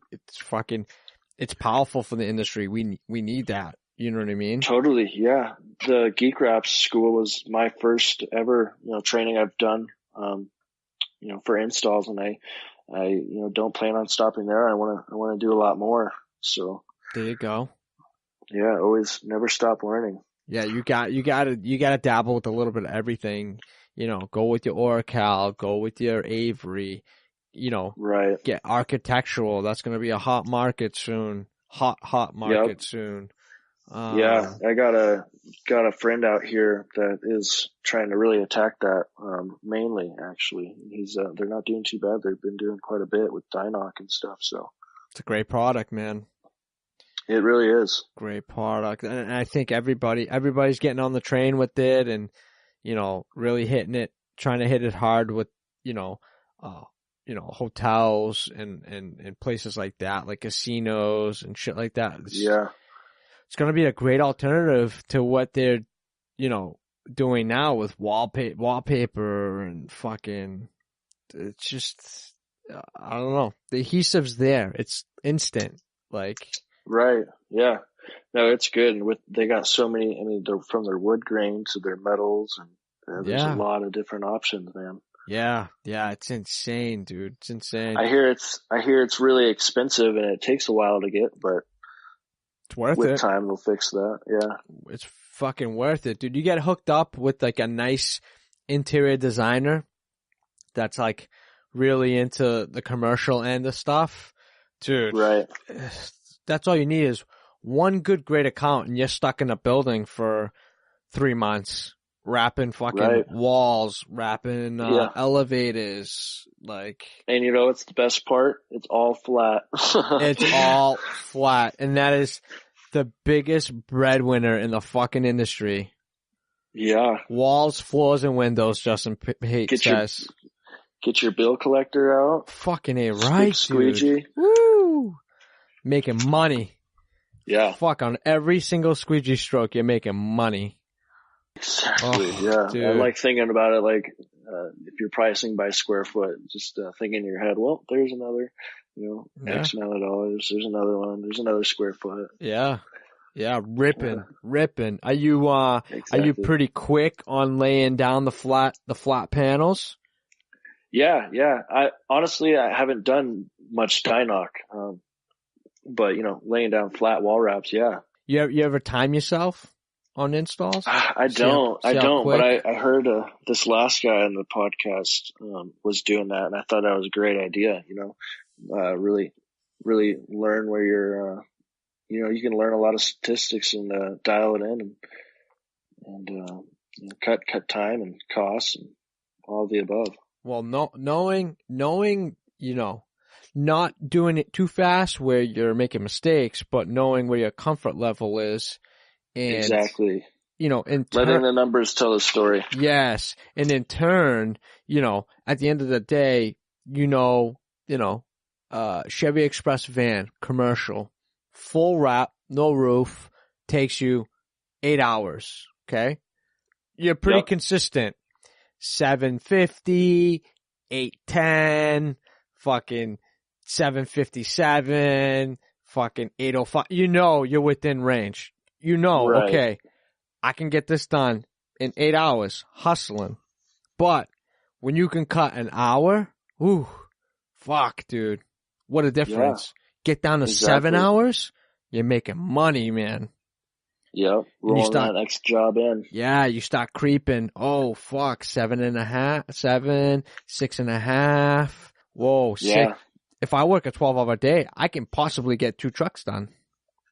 Yeah, totally. And it's the same concept. When I raced motocross, we would time our lap. We would get our lap times. Yep. And learn where we were slacking and what parts of the track were slower and improve there. So right. So yeah, I think it would. I think that translates really well, and same kind of idea. Yeah. Because it's all about, at the end of the day, it's time and money.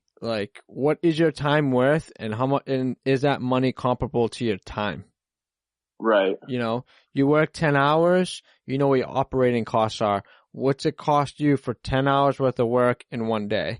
What does that translate to 5 days in the week? What's that translate to, 23 days, 25 days out of the month? All those things come into play, and it's okay, how much do I need to get done, and how much money do I need to make in 24 hours? You know what I mean? Right. Yeah, and it helps you build your financial models and your budgets. Yes. Plans. And yeah, exactly. You need all that. Did you come up, so as far as like your mentor that you have now, has he put you aside and say, hey, I need you to come up with a business plan? I need this. Yeah, we're actually working through that all right now. We've, just got, all of my equipment got up, running on our feet, and now we're, it's like, let's really get ahead of this thing and get budgets in place and financial models and, all the stuff that doesn't sound so fun, but you have to have that to be a successful business. I'm glad that you bring that up, dude, and the way that you bring it up, because at the end of the day, we rap and it's fun. It's a great job. It's different. It's not your 9 to 5. It's not a fucking office job. You're coming in understanding you need to know that end of the business. As shitty as it is, you need to be the accountant. As shitty as it is, you need to be the one sending out the bills. Oh yeah. Making those deposits. You need to know all that shit. Like, okay, when you rap, you're having fun. When you're printing, you're having fun, but you can't lose track of, like, as soon as you lose track of your finances and what your operational costs are, you fucking rat race, dude.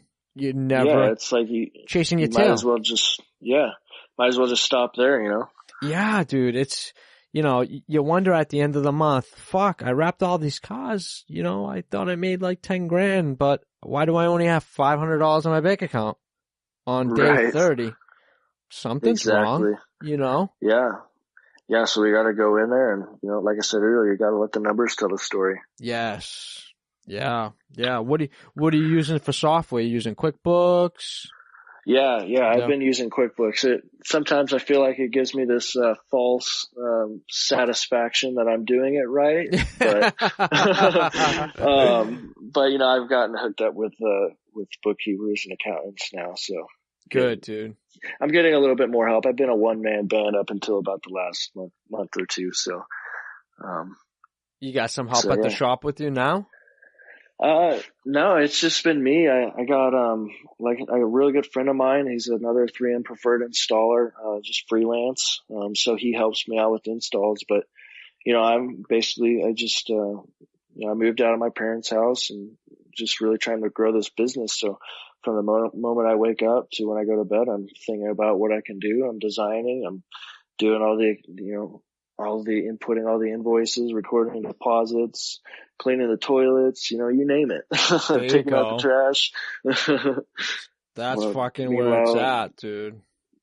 Taking care of the printer and cutter and lamination. Right. Yeah, it gets to be a lot, but you learn to manage it all.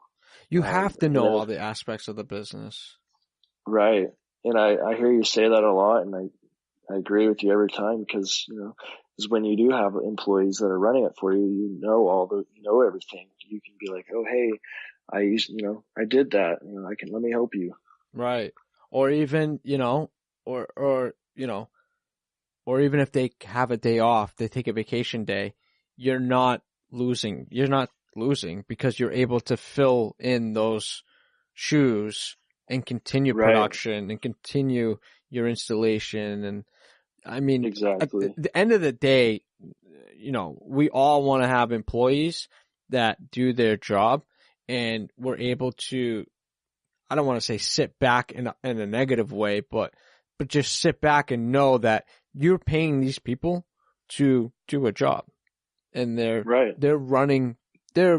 basically letting them do their job. As soon as you start like micromanaging shit like that, that's when shit gets kind of weird. And it's not that you don't want to do it. It's just now you're able to hone in on what you actually want to do. Whether that's just, hey, I don't want to fucking go out and bid anything anymore. I got a sales guy to do that. I just want to install. Or, hey, I just want to design shit all day. I got an installer. I got a salesperson. I got a front desk person, production guy person, whatever. And fucking, I'm going to design all day because that's what I like to do. That's the main goal. Hone in on what you love the most out of this industry and fucking let that be your goal at the end. Be that. Yeah. You know? Exactly. It's like Daniel from Premium Auto Styling. Every time he's installing a wrap, he considers it vacation. Right. I feel the exact same way, man. Yeah. Yeah. It's like we're going on vacation today. Where are we going? The wrap shop. We're going to install some vinyl. Right. I'm fucking laying down squeegee. I mean, he doesn't lay down as much as he probably would want to because he's so busy with scheduling and figuring things out and getting more work or, you know, orders online. He's got so much going on. It's not just the wrap shop. Oh, I know. He's got that back end shop too where you're buying accessories and all this stuff. Right. Like, that's working. I mean, I see the big, huge, you know, baskets he's, you know, got, you know, the post office coming to pick up every day. It's insane. Yeah. You know, I've always looked up to him and kind of, you know, wanted to model my company kind of like his. It's incredible what he's done. Man, he's got over 200,000 followers on YouTube now. Yeah. It's just, man, that's got to be driving a lot of business. He's doing it right because, you know, he runs that 100,000 subscriber, you know, free giveaway of a wrap. You know what I mean? It's every 100,000. Yeah, dude. It's just, I've watched him, many years now. You know what I mean? Watching from the get-go, moving shop to shop, employees to employees. You know, he's found his groove with the group of people he has around him, and he surrounded himself with people that, you know, do different things. And I always say, you know, hire people that are smarter than you, hire people that know, you know, other things or more things than you do. Like, you know, it's just, that's the name of the game. You can never be the guy that knows fucking everything or the girl that knows fucking everything. You can't know everything, and you can't do everything. You get burnt out. The stick gets burnt on both ends. Guess what happens when they touch? It fucking burns out. Why do that to yourself? You don't want to do that. That's a shitty feeling, bro. You get in your day and you're fucking miserable. Then you second guess yourself. Am I really doing the right things? How come I'm never getting ahead? You got to sit back and reflect. Figure out what you're doing wrong and make it right. Yep. Learn from your mistakes and fail forward. That's it, dude.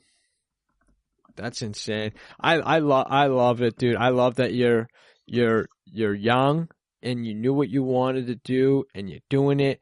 You've already gone through what, two different bad breakups already? One bad breakup? Two of them, and you know, like I said, we learned from our mistakes, and that's it. Or I learned from my mistakes and failed forward, and you know, we're gonna keep pushing. I'm not gonna stop until this is successful. You know, I'm all in.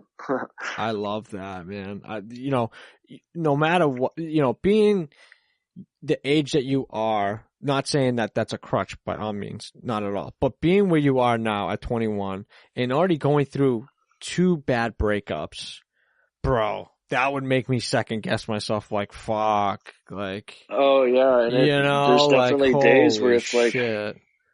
I was like, man, should I just get a day job? Like, but you know, if you have goals and you follow your dream, man, you can do whatever you put your mind to. Oh, you're gonna go far, man. I can guarantee you. You know, being young with certifications already, having the mentality that you have, and the you know, the you know, striving forward to make things better and doing what you're doing, networking already, dude. You have what it takes for the next, and I'm sure you probably already heard this, you don't make money for the first 5 to 6 years you're in business. Totally. So, fucking seriously, take that to heart. You won't make money until 5 or 6 years. But you get to that 5-6 years mark, bro, it's fucking, dude, skyrocket. Yeah. I'll tell you, man. You know, it's like, I got nothing but patience. If that's what it's going to take, then let's do it. I'm in it for the long run. Yeah, it's gonna, you know what? But you know what? At the end of the day, 5 or 6 years is gonna fly by. Right. Fly by. I mean, it's already been 4 since I started, you know, so. See? 4. So, and you've gone through so much. Obviously we had to restart. Right. I had to restart completely just this last year, but, you know, hey, we'll get there again. Now, does your name of your shop reflect the type of shit you've already gone through? Because now I'm starting to put the pieces together. You know what I mean? Yeah. Was that yeah, part I of your mean, process of thinking for the name? Did you come up with different names before this? Yeah, my first company I named Evolution Design Company, and it was just long. So I was like, Evolve, short for evolution, or, another word for evolution. And I came up with this really cool logo, and I just started using it, and for, some small jobs or whatever, or throwing them in Dirt Bike Graphics at the time. Yeah. And then, that we had that breakup, so I had to throw that away, and sat on it for a few years, and came into where I was like, I couldn't buy out my partner. That wasn't going to be, something I could do. Yeah. Option, we tried, like I said, I offered everything I could. I did everything I could to get that, but we couldn't. So yeah, I evolved into this new company. That's fucking awesome. And you know what? It just, hearing your story and listening to your struggles, it made sense. Evolve Graphic Solutions. Like it suits what you've been through. And you know right. what? Coming in, seeing that sign on the wall, seeing that lettering on the door, the storefront, the garage, Yep. a fucking banner hanging on your invoice, it just makes you, it hones everything back in to where like, okay, this is where I am now. I evolved into this. I don't have to deal with the bullshit anymore or that nightmare anymore. I'm moving forward. It's just a reminder for you. Right. Exactly. And this new logo, I'm in love with it, man. It's awesome. So, as any business owner would be in love with their logo. So, dude, it's just cool. You're going to evolve. Knowing that you're going to evolve the logo further. I'm telling you. Exactly. This is the first rendition, dude. You're going to come up with something else. You're like, fuck, this is the new one. You know what I mean? Right. Yeah, totally. And it's cool. It's a cool logo. And a lot of our customers want our logo in their wrapper or somewhere on their car, or just decals or whatever. So having that, outside of the fact that they're just trying to support a friend, but they like the design of the logo is really cool. Right. You go far for branding. That's it. That's what it's all about. It's right. You chose clean, easy to read, style in your logo. Yep. It's and I think after listening, like I said, after listening to your story, it just fucking makes it's complete sense. It's so cool, dude. I think just the name alone speaks volumes for what you've been through, and it goes well with your story. It's just great. Oh, thank you. I appreciate that. Yeah, man. I think sometimes, and you kept it open. Graphic Solutions. You don't have wraps in there where you're kind of not pigeonholing yourself, but you're only sticking to one thing. And it's something I put a lot of thought into. I said, I don't want to, like you said, I don't want to pigeonhole myself to wraps, or, we do a lot of labels. I have a contract with a lawnmower manufacturing company, and I make, I would say about a little over 50% of their decals, their labels that go onto their mowers. They got a couple different vendors, but yeah, if I was to go to them, they're a big client of mine. If I was to go to them, Evolve Wraps, they'd be like, well, what the heck? But, Graphic Solutions kind of is a big broad. We help solve problems with graphic solutions. That's it, dude. That's awesome. Now, what avenue do you want to take the business as far as, where do you want to go? Do you want to be more of a restyling company, or do you want to be more commercial industry?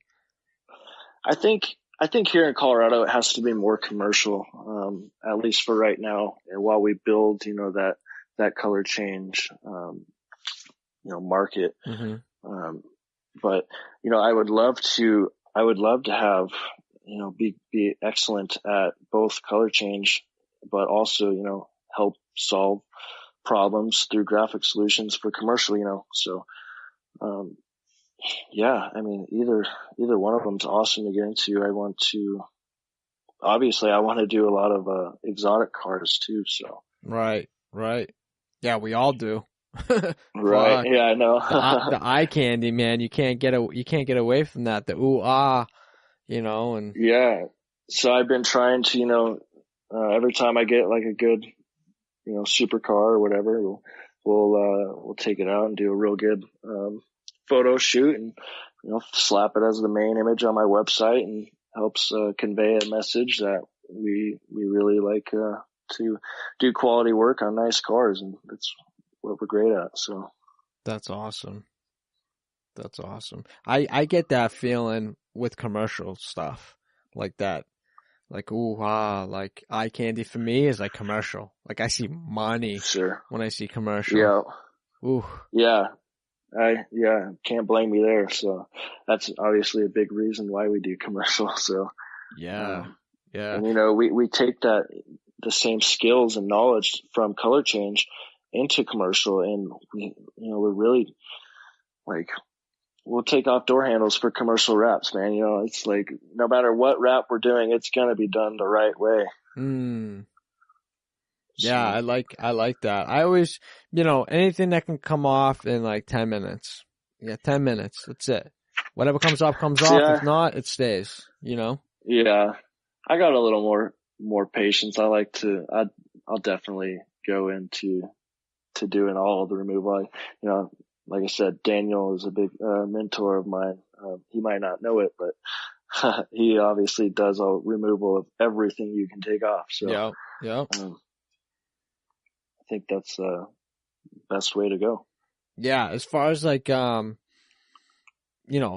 taking cars apart, how fluent are you? Because a lot of us don't like taking off bumpers. The clips fucking break, or they never go on the way they came off, and fucking nightmares. Yeah. So growing up, my dad, taught me a lot of everything I know mechanically, and racing motocross. I always, worked on my own bikes. I rebuilt my own motors, did whatever. So I've always kind of had that mechanical edge, which helps me. So, I've always been an car enthusiast. So yeah, I just, we learned how to do it, and get the necessary tools is a lot of the times all you need to get some stuff off that you don't think is even possible. But yeah, it's right to, sometimes we kind of cross pollinate with, mechanical tools and, plastic tools to like get through little crevices and take out door panels in order to get to that one fucking screw to get the mirror off or something crazy like that. It's it drives me crazy sometimes because I like the disassembly side of it, like not doing it and watching somebody else do it. But if it's on me, fuck, I'll find a way to cut around it. You know what I mean? Make it work. Yeah. Right. And sometimes you got to do that. You don't have all the time in the world sometimes. Yeah, a lot of our wraps at the shop, a lot of them are we're doing a lot of wraps, put it that way. And they're all 24-hour turnarounds. So it's like too much time taking fucking handles out. It's just, fuck it. We're going to cut around that bitch. You know what I mean? Just tape it up, fucking cut around it. I've done it for so many years. It's almost fucking second nature. You know what I mean? It's just, sure. You cut around, you drop the back, you drop the front, fucking cut around the edges and, heat it up real good and all set. See you later. Right. Exactly. I see that. I get that for sure on high volume stuff. Oh yeah, dude. The vans, fucking, you can't take the van handles out unless they're transits.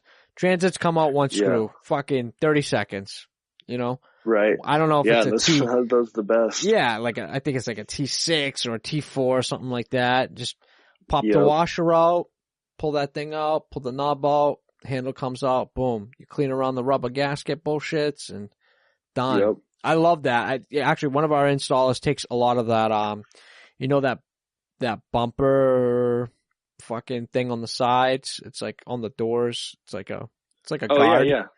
Dude, he'll fucking take those things off. I'm like, whoa, holy shit. Why, you know, a little bit too much, but fucking dude. Well, and then at that point, you probably gotta reprint that piece for that. No, right? we don't wrap assuming. plastics. Fucking no. Oh, it's plastic. Yeah. Okay, I didn't understand it was plastic. Yeah, that stuff, we don't even get into fucking heating that and wrapping those things. It's not worth it. Oh no. We design around it. It's not a warranty, service. So. Right. When you do your commercial stuff, like say like a van, do you print all your panels vertically, or do you do long horizontal ones? No, I like doing them vertically, and then Geek Wraps has a awesome tutorial on pre-paneling. Yeah. So you can pre-panel the whole side of a van, have it all perfectly lined up before you even go to put it up there, and then you can roll out your whole pre-paneled print and just go to town, not have to worry about putting one up and then lining the next one. Sucks. Putting that one on and lining the next one. Yeah. Or lining them up all first. But yeah, I just really like the method of pre-paneling. I think it takes a lot of time out of the equation. Oh, for sure. It's just, you skew one panel, you're screwed by the time you get to the fourth one. Right. You know what I mean? Within, 4 or 5 feet, you're fucking off by like an eighth. Next thing you know, it's like 3/4 of an inch, and your letters are next taking thing you know, the whole bigger. other sides, one side's 3 inches lower than you're supposed to be. Yeah. Yeah, we do a lot of I'd probably say, other than a box truck, we do all of our panels horizontal. Oh, really? With the seam at the bottom. Yeah, so we'll do a full 52.5-inch panel from end to end. It basically would go, so if it's a Sprinter, it will probably go from the back to where the front door starts. We do that, and then the door gets its own panel, and then the fender gets its own panel, and then there's a seam wherever the 52 ends down low that will have like a 1-inch seam at the bottom just to cap it. Sometimes it's easier that way. Like a lot of the Chevy Sprinters will run one from the beginning of the fender in front of the door all the way back, and then cap right in between the wheel wells, put one on the back behind the back wheel well, and then the fender gets its own. And literally you can rip through a side on a Chevy E3 express van. You could probably put all those panels, so it'd be fender, top horizontal panel, the cap on the bottom between the wheel wells, and the cap on the back in 2 hours. Wow. Quick, dude. Yeah. There you go. That's making money. Worst part's taking the backer off. Right. Fuck. Now, do you just take like 4 or 5 inches from the very top and then let it hang and then take the rest off, or? I usually hinge it. I come in, so if I'm working from back to front, I'll take the first 24 inches on the back. I'll hinge it. I'll take the backer, flip it, peel the backer off.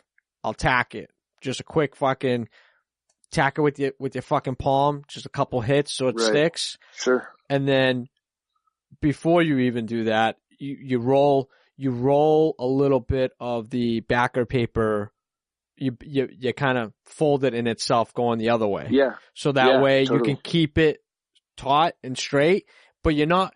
What I used to do was like a fucking asshole. I don't know why I was doing this, but I would tack it the first 24 inches. I'd go all the way back to the other side, and I'd roll the film all the way up to my hinge.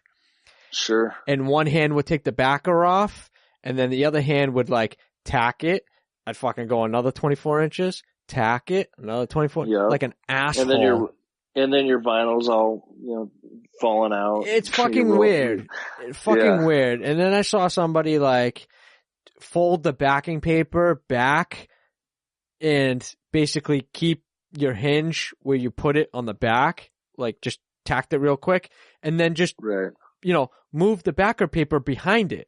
Like you don't even have to take anything off. Just fucking Dude, it just, and nothing moves. Throw your magnets and Not even. You just have your magnets on the ends holding it. You're just peeling the backer paper behind it as opposed to rolling it out and then taking it out. Right. It's kind of an asshole way of doing it. And I really should have known better because a lot of my installs were by myself.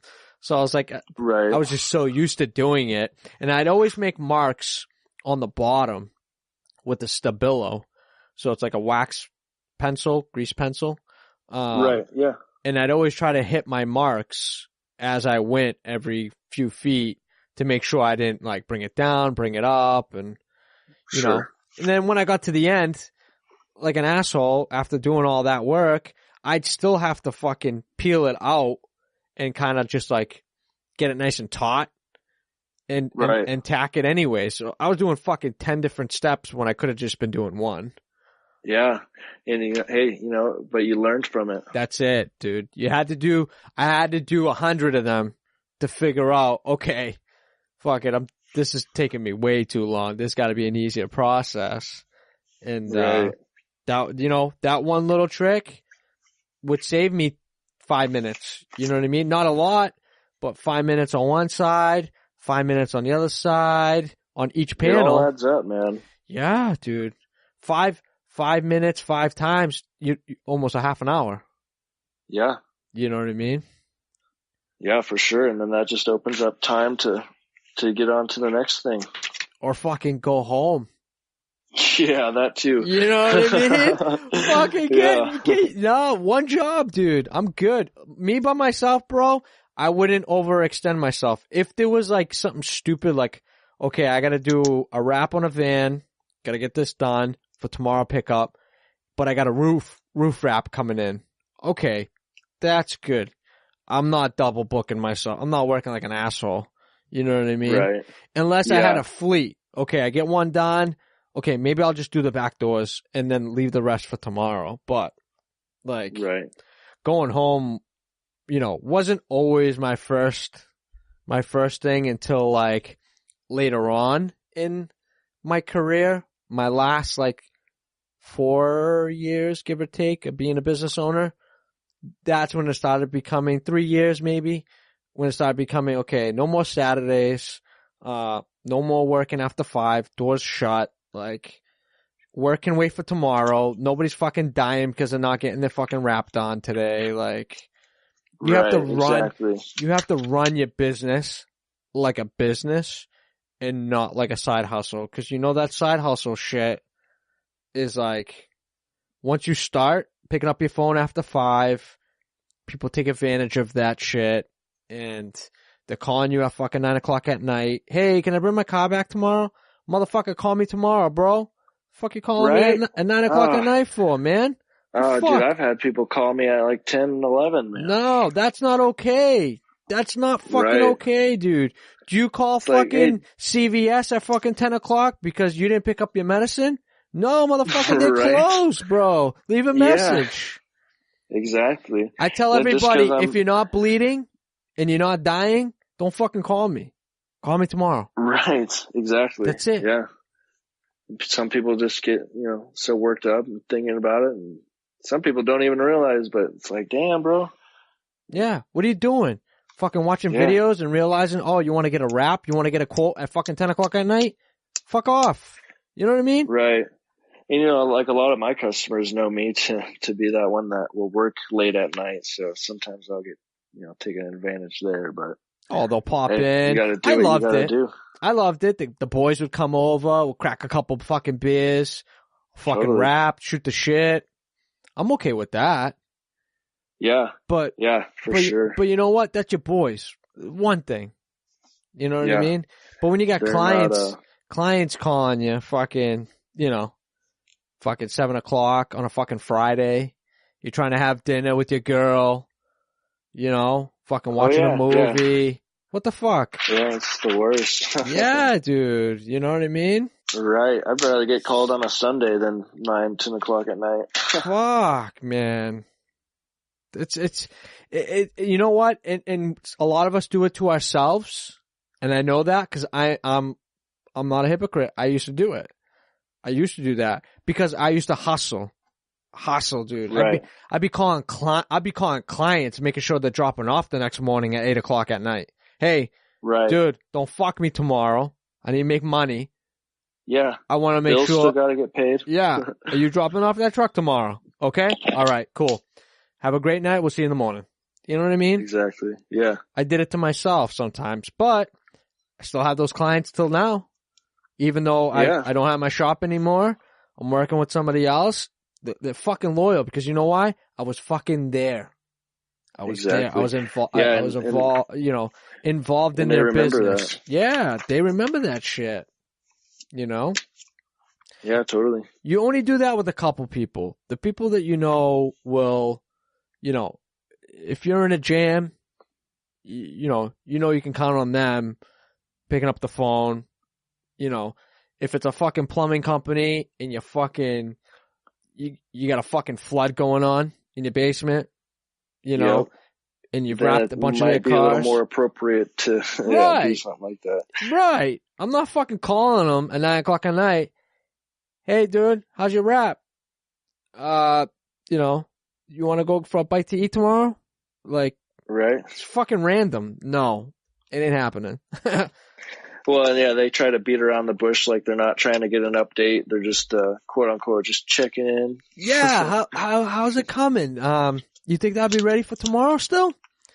I don't know if I fucking still on the phone with you. I don't know, dude. Oh, I know. Some people, I get on the phone with some clients and man, they just sometimes will go haywire. Just, hey, why are we even talking about this? Like, do you need a wrap? Yes, no, okay. Here's the best one. Hey, can you send me a picture of the progress? Can you send me a picture? Fuck out of here, dude. You think I'm gonna give you progress pictures? Like, what's gonna change if I'm already done? Nothing. Right. You're gonna see it tomorrow, dude. Yeah. I'd rather have that big reveal. Exactly. Yeah. Because that's your presentation. It's a big part of it. The reveal. Dude, that was the best part. Me going back, cleaning the car. You know what I mean? Wiping down the windows, having the car parked sideways in the bay. So when they came in, it was like right there. Like, dude, fucking, that shit went out the door for me. Shit, I'm even thinking about getting one of them big drapes for unveiling the car. Wow. You want to go fucking all the way. Oh yeah, might as well. I mean, Daniel does it, but I don't see a whole lot of other people. It's different. Might as well take an extra step to separate yourself. Hey, it's different, dude. You know what's cool that I like is giving like a little care package at the end, like a little like a little flyer that tells you how to clean it and maintain it. Maybe a little like spray wax thing going on at the end with a little fucking towel. And I've been all my clients that come in for like an exotic car or high-end car wrap, I'll give them that same deal, and then I'll even throw them like a hat and a t-shirt for free. Oh, best advertising, bro. Yeah. Yep.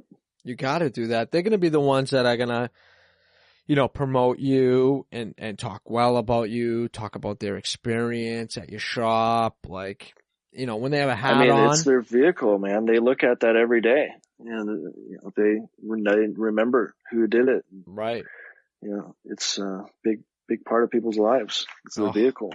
Well, it's an expression of your own self most of the time. It's that color change isn't because, hey, I like fucking pink. It's because, dude, I'm loud. That's the way it works. Like, I like that shit. Like, exactly.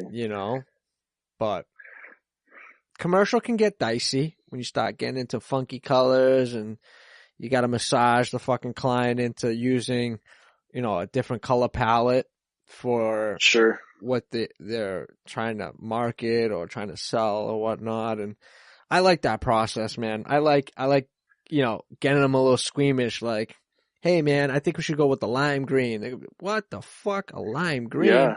Dude, that's... some cars can pull that off, man. I tried getting the McLaren, the guy that owned the McLaren. I said, dude, let's do this freaking lime green. He had a lime green toolbox. but it's Ooh. just like, the contrast with that original orange underneath is best to just, green on top of orange. It's going to be two very contrasting colors, underneath, lift that frunk up. There's the orange. Right. Yeah. Can't get away with it. Or you could have sold them on wrapping the underneath too, made a little bit extra bucks. Yeah, that's true. And I still have yet to get into door jams and, you don't want and to. the whole nine. Yeah, I know. I've kind of been tiptoeing around that one, not trying to dabble too much with it, but Yeah, maybe like small stuff, like the bottoms, just to get rid of a little bit of color, but taking the doors out, taking handles out, one thing. Taking the whole fucking door off. I know. And wrapping the insides of the pillars and man, there's some people that really get into it. Hats off to them, man. Yeah, you gotta cut around all that, dude. You gotta cut around all that bullshit. You gotta cut around all the fucking manufactured labels because, you just have to. That's the only way it's gonna look good. And I don't know, legal wise, if you can cover them, because I know you can't cover a lot of the stuff on like box trucks. You got to cut those fucking labels off because they have to be there for liability, and God forbid somebody hurts themselves on a fucking drop gate. If they can't see that and that's covered, who's gonna get fucked on that one?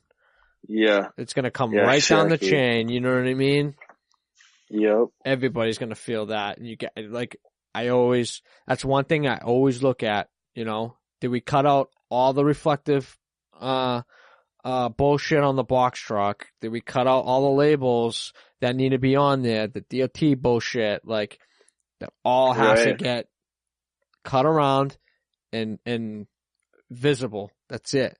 That's all I care about. Well, it's when you're taking bumpers off, you better be damn sure that when you, put them back on, those brake lights and your headlights and parking sensors and all that is, working, because that can just all come right back to you. Oh, dude, it's and you know what it is? It's God forbid they brought it somewhere else and you don't know, right? You gotta document everything. Okay, you're missing a clip on this side. You're missing a screw here. You gotta document all that, dude. It's just fucking time. Right. Like, okay, if you're into it, fine. It's good. I'm good. I'll fucking cut around that thing. Done. I don't have to worry about fucking your lost clip because your buddy took your fucking bumper off. Now you're going to try to come back to me and be like, yo, what the fuck? My bumper's falling out. You were the last one took. Nah, dude. You already missed. Nah, fuck. Dude. Just a fucking conversation I don't want to get into. You know what I mean? Yeah. Yeah. It's just, and then you fuck. God forbid you break a clip, dude. You got to buy the bag. You're not going to the fucking dealer to buy one. You got to buy the whole bag. Yeah, well, you know what I've done?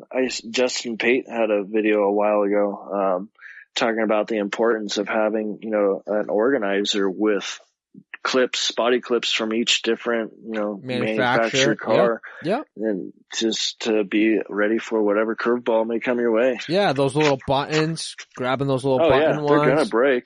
They're gonna break. Dude, they never go back in. They're always loose as fuck. Like, it's just the way they work. You push them in once and they're only supposed to stay there. They're not supposed to come off unless you get into an accident. Right. They're replacing that shit anyways. But when you're wrapping a car, like, nobody has that shit lying around. Come on. Not everybody. Okay, maybe some of us do. I know I don't. I'm not going out and buying those button clips or just regular standard clips just in case something happens. You kind of gamble a little bit. You roll the dice, fucking. Let's see what happens. Yeah. You know what I mean? And I'm fortunate enough to live, by an AutoZone and O'Reilly's and, all the auto stores. So, if it does come into something where I don't have a clip or whatever, I'm fortunate enough to just be like 30 seconds away from the body store. So there you go. I like that. Ooh, my coffee's fucking running low. Can you believe we've been talking for almost 2 hours? I know. I was just looking at that. Yeah, 2 hours and 2 minutes. Fucking crazy, dude. Crazy. Time flies when you're having fun, right?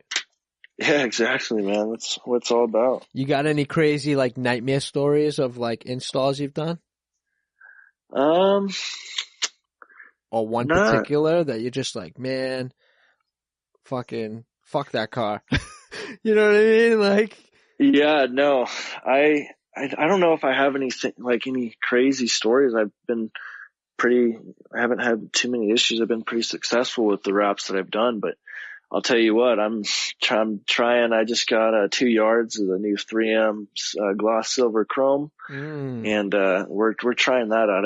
I haven't done much, but I just before we came on with you, the UPS had showed up, so I was like, oh, let's try and see what this is all about before we go on. So I tried a little bit, and I'll tell you what, that's gonna be a learning curve.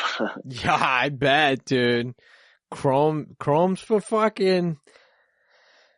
Chrome's not for fucking. I don't know what words I want to use here. I want to tread lightly. Not for sane people. Yeah, you really have to fucking. You really gotta have your shit together to put on fucking Chrome. Right. Like, it's one thing with regular vinyl. Like, you can get away with a lot with regular vinyl, but Chrome, that thing, you put that on wrong, and it's fucking game over. You know? Oh yeah, and I tried stretching a little bit, and I noticed at a certain point, there was some shadowing or whatever. Mm-hmm. So yeah, it's gonna be interesting learning it, but like I said, I'm always up for it. We'll figure it out. That's it. Trial and error, dude. So, I've seen a lot of people printing onto that Chrome, and man, it is opening a lot of doors. It definitely does, and not only is the Chrome, the more advanced installer group of, products to put on, it's you stick it through the printer, and then you're putting another layer of laminate onto that. Right. Because you have to protect the ink. So you just went from 3.5 mil, 4 mil to 6 mil. 6.5 mil, whatever. Thing is thicker. It's not going to be able to like contour into certain areas very easily. You have to use, less heat because the heat's going to fucking flake it out. You know what I mean? You're going to get that shadowing. Right. You gotta lay everything in. You can't push it in. You got to lay it in, and a lot of different techniques. With no tension. Yeah. I mean, you get the extra durability, and you get the extra kind of rigidity of the Chrome, because when you scratch Chrome, okay, you can kind of get it out with the steamer or shit like that, but and this is me just watching. I've never fucked with Chrome. I'm not a Chrome connoisseur. I've dabbled with it, but I'm not wrapping fucking hoods and shit with it. So this is me seeing what I've seen, and have talked to professionals that have installed it. It's very tricky. It scratches easy. You really have to watch technique. Some people, like to spray the front of the film, so it keeps it, from getting scratches and shit like that. And, I would just think that with the extra laminate, you get a little bit of extra protection against the scratchiness, because you can always heat out. You can always heat out the scratches on the laminate. It just fucking glosses right back up. And, but it's like, I couldn't even think of, tenting it, heating it, and pushing it, and thinking, is that gonna pop? 6 mil. Yeah. Is that gonna pop? Yeah. You know what I mean? Like, oh shit, that's 50-50. And you don't want to be at a 50-50 spot with fucking $3,000 worth of fucking material. Oh my god, yeah, that's the other thing. It's so expensive. Expensive. I just got 2 yards. What did that cost you? $250 for fucking 6 feet. 6 feet. Right.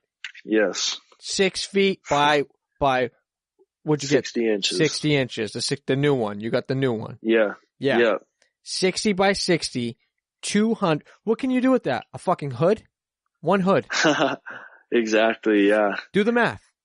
200, dude, people are doing roofs or hoods, $500, $450. Half of that is just the cost of material. Yeah. But think about what regular material costs. 2 yards of fucking regular material costs you what? Under $90? Yeah. 80 something bucks? I'd say about $60. Yeah. And you're charging what? $450, $500 for the install? Yeah. Oh, yeah, I like that a lot more. Those are fucking great margins, dude. I wrap hoods in fucking roofs all day long. Right. And I couldn't imagine how much, what they have to go through to produce this new chrome. So I see, where they're coming from with their pricing, making it a mere finish, the whole roll, that can't be a small achievement to make. No. And then on top of that, now they dropped it from the 48-inch roll to the 60-inch roll, which you can go seamless now, which is, now it's worth it. It's like, we don't have to seam a hood anymore. Fucking one piece, done. Yeah. And back when I was first getting into chrome, I didn't really take that into consideration. So yeah, it was sad that they had to wrap, a lot of those supercars and put a seam right down the middle. So it's cool that they've eliminated that now, and it just shows that it's heading into a direction that is going to improve. You know what I don't understand? Here's my thought, my logic in this, okay? And I don't know what goes into the science of this shit or how they manufacture it, but why did it take so long to go from a 48-inch roll to a 60-inch roll? What the fuck is the difference on 15 inches? What, was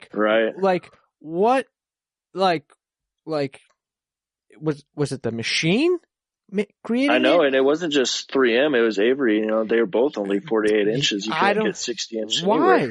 I don't know why. I have to ask somebody why 48 inches was the number that they came out with. Was it going to be too expensive to go 60? Was it the machine?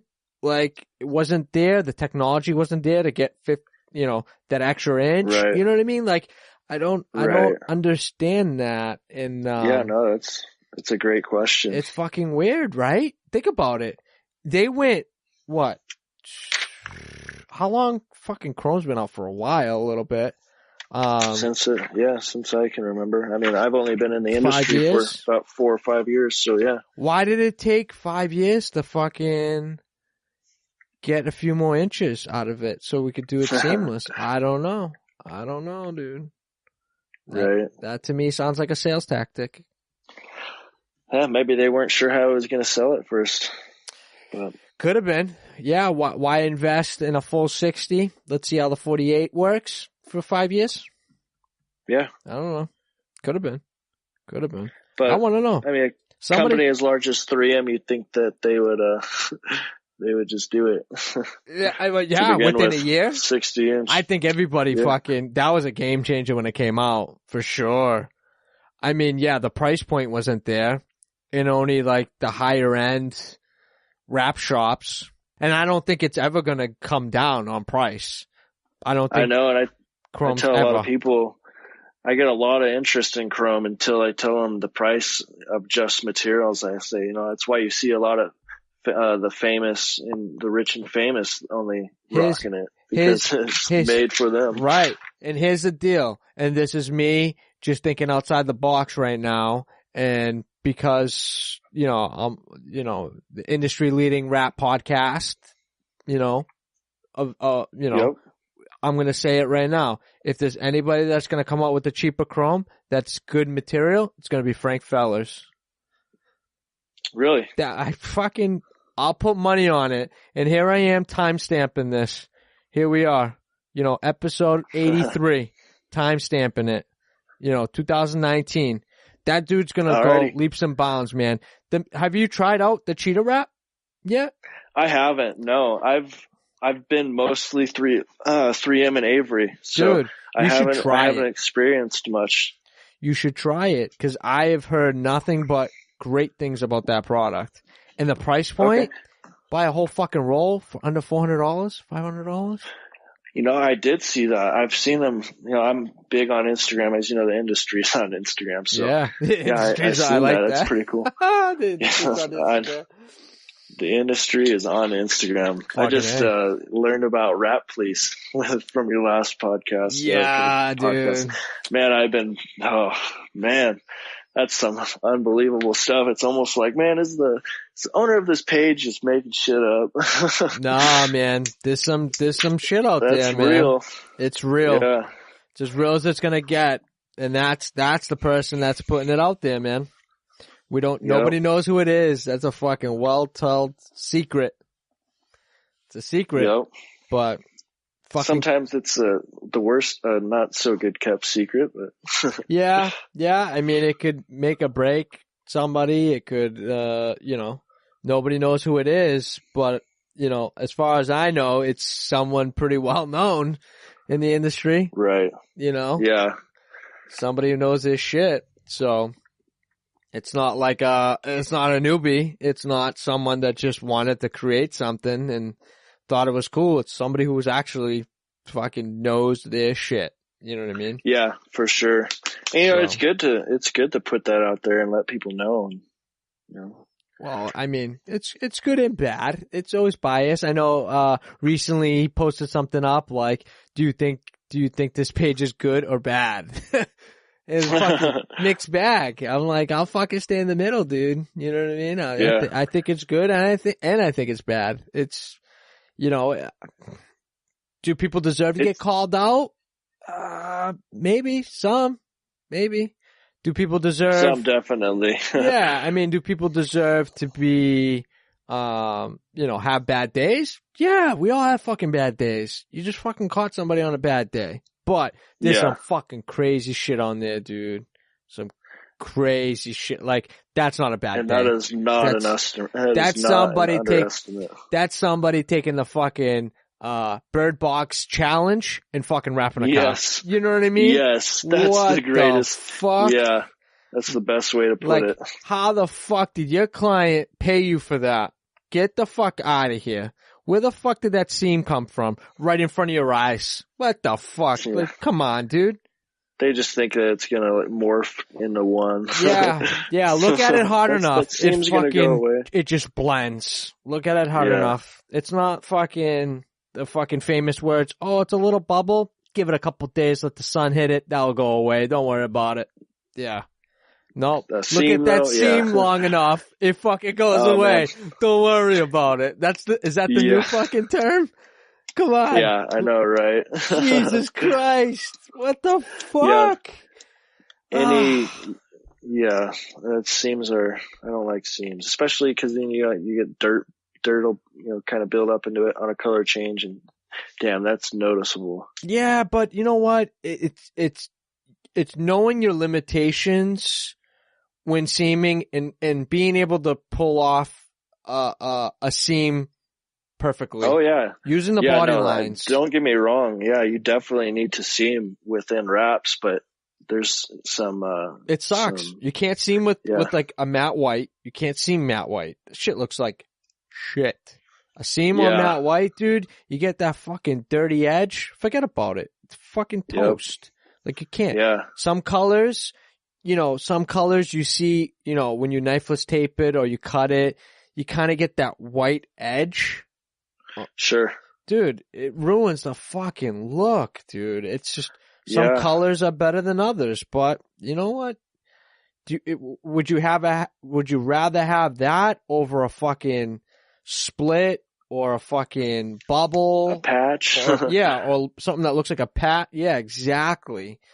Like, that's your best alternative. And at the end of the day, durability wise, that will last you for fucking 3 to 5 years, whatever.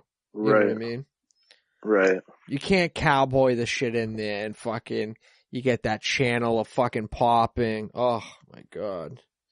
Drives me fucking nuts when I see shit like that on like sprinters, like inside that panel. Oh yeah. Woo! Yeah. Man, that's what separates the men from the boys for sure. And I think it was down at Geek Wraps, they had the Sprinter band door, and I came back to Colorado. I'm like, what, I'm going to buy that same exact Sprinter band door just because it was such good training, not only just for me in the future, but for whoever else, may come along with me. It's always, door's always going to be in the equation. That Sprinter. Yeah. Figure out how to wrap that bitch. Fucking without it popping, without it fucking failing. I always cut mine out. I say that all the time. I always cut mine out. It's fucking, you got that little bit of white on the inside, dude. Whatever. You know what? It ain't going to pop. It ain't coming back. Yeah. See ya. Yeah, I see that. I like to use the 3M rollers for those body crevices. Yeah, they seem to work really well. The little 1/4-inch roller and the V roller and all that stuff. Yep.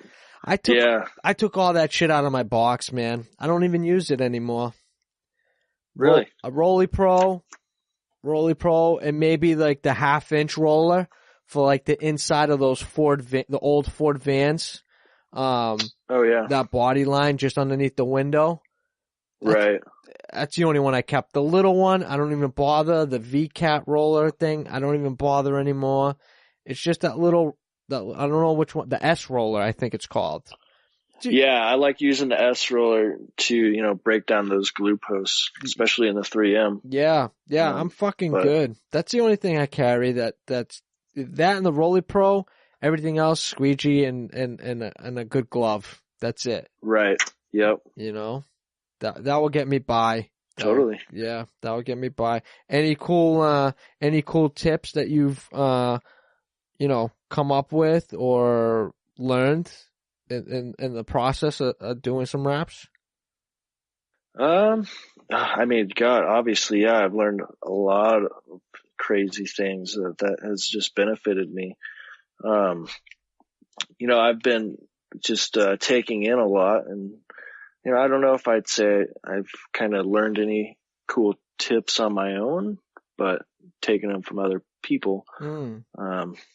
So I'm not sure on that one. I've got one, and it's been posted up a few times. It's the backer paper trick on the gaskets on like in front of the windshields or the rear windshields, where when you're tucking in behind the rubber gasket, where typically a lot of us would just overlap it, cut it long, and then try to pull the gasket back and then tuck it behind it, and it's fucking bullshit. It never works out. Or you just tuck it right up against the gasket and then you fucking freehand cut it. God forbid you cut it too short. Now you got a little bit of the fucking body color coming through. Well, the fucking this gasket trick is you take a piece of backing paper, and it's you fold it in half, which is, you fold it so the waxy side is out, right? Okay. And you tuck it in front of the gasket. You know what I mean? You put it between the gasket and the body, and then you can get your squeegee in behind it. Yeah. So that makes sense. And it moves around like in the gasket. Usually you get jammed up with the squeegee. Like usually the trick was you use two squeegees. You use a shitty squeegee to pull the gasket back, and then you use a good squeegee to push the vinyl down. Well, this just fucking. You break off a 6-inch piece or a little bit bigger than your squeegee, and you fucking just go at it. Boom, boom, boom. You move the backing paper across the whole windshield, and you tuck it in as you go. Right. And then that's cool. Go back and trim it. See ya. Behind the gasket, you're all set. Yeah, I'll have to keep that in mind. I didn't know about that little trick, but it makes complete sense. YouTube that shit. There's a couple people have done it. I saw I think it, and he still doesn't follow me. I'm fucking bitter as fuck. CK Raps, man. That dude still hasn't fucking unblocked me. Don't know what his vendetta is against me. But I watched this video with, oh my God, Knifeless Phil. Yeah. Phil Aquin. He was up at his place over in Canada, and they were talking about it. I had seen it prior. Someone else had mentioned it a while back, and I watched a video on something a while back about it, but it got brought up again recently, probably within the last 30 days or so, or a little over that. And Phil was showing him that trick and how well it works. And man, I've implemented that trick so many times, and what a fucking time saver, dude. Complete time saver on, well, you're taking the guessing out of it. Like you said, you're going to freehand it, or, you can tuck it in. You're never going to see that seam. You're never going to have an edge there. And you can sleep at night knowing that, if they go to wash their car, they're not going to catch that edge right there on the seal. Yeah. And maybe a little bit of dirt fell into it. Now it's peeling up just a little bit, and you can use it for anything. You can use it around, the gaskets when you're doing, chrome deletes, shit like that. As long as you can get that piece in there to pull it away and let it come out, dude, it's a fucking no-brainer. Such a great trick. I'm gonna look that one up and use it. Yeah, definitely look it up. It's fucking great little trick. I know I don't fucking give out tricks often enough. I usually let the guests do that, or talk about different experiences that may have been nightmares, and how to get people out of not being in that jam. Yeah, I mean, I guess my trick, would be, like I already brought it up, but that pre-paneling, I feel like that's a trick, it helps, helps, your install time. So. Oh, absolutely. And that's not always that's not like a newbie type of, thing to do. You know what I mean? No. That would be intimidating.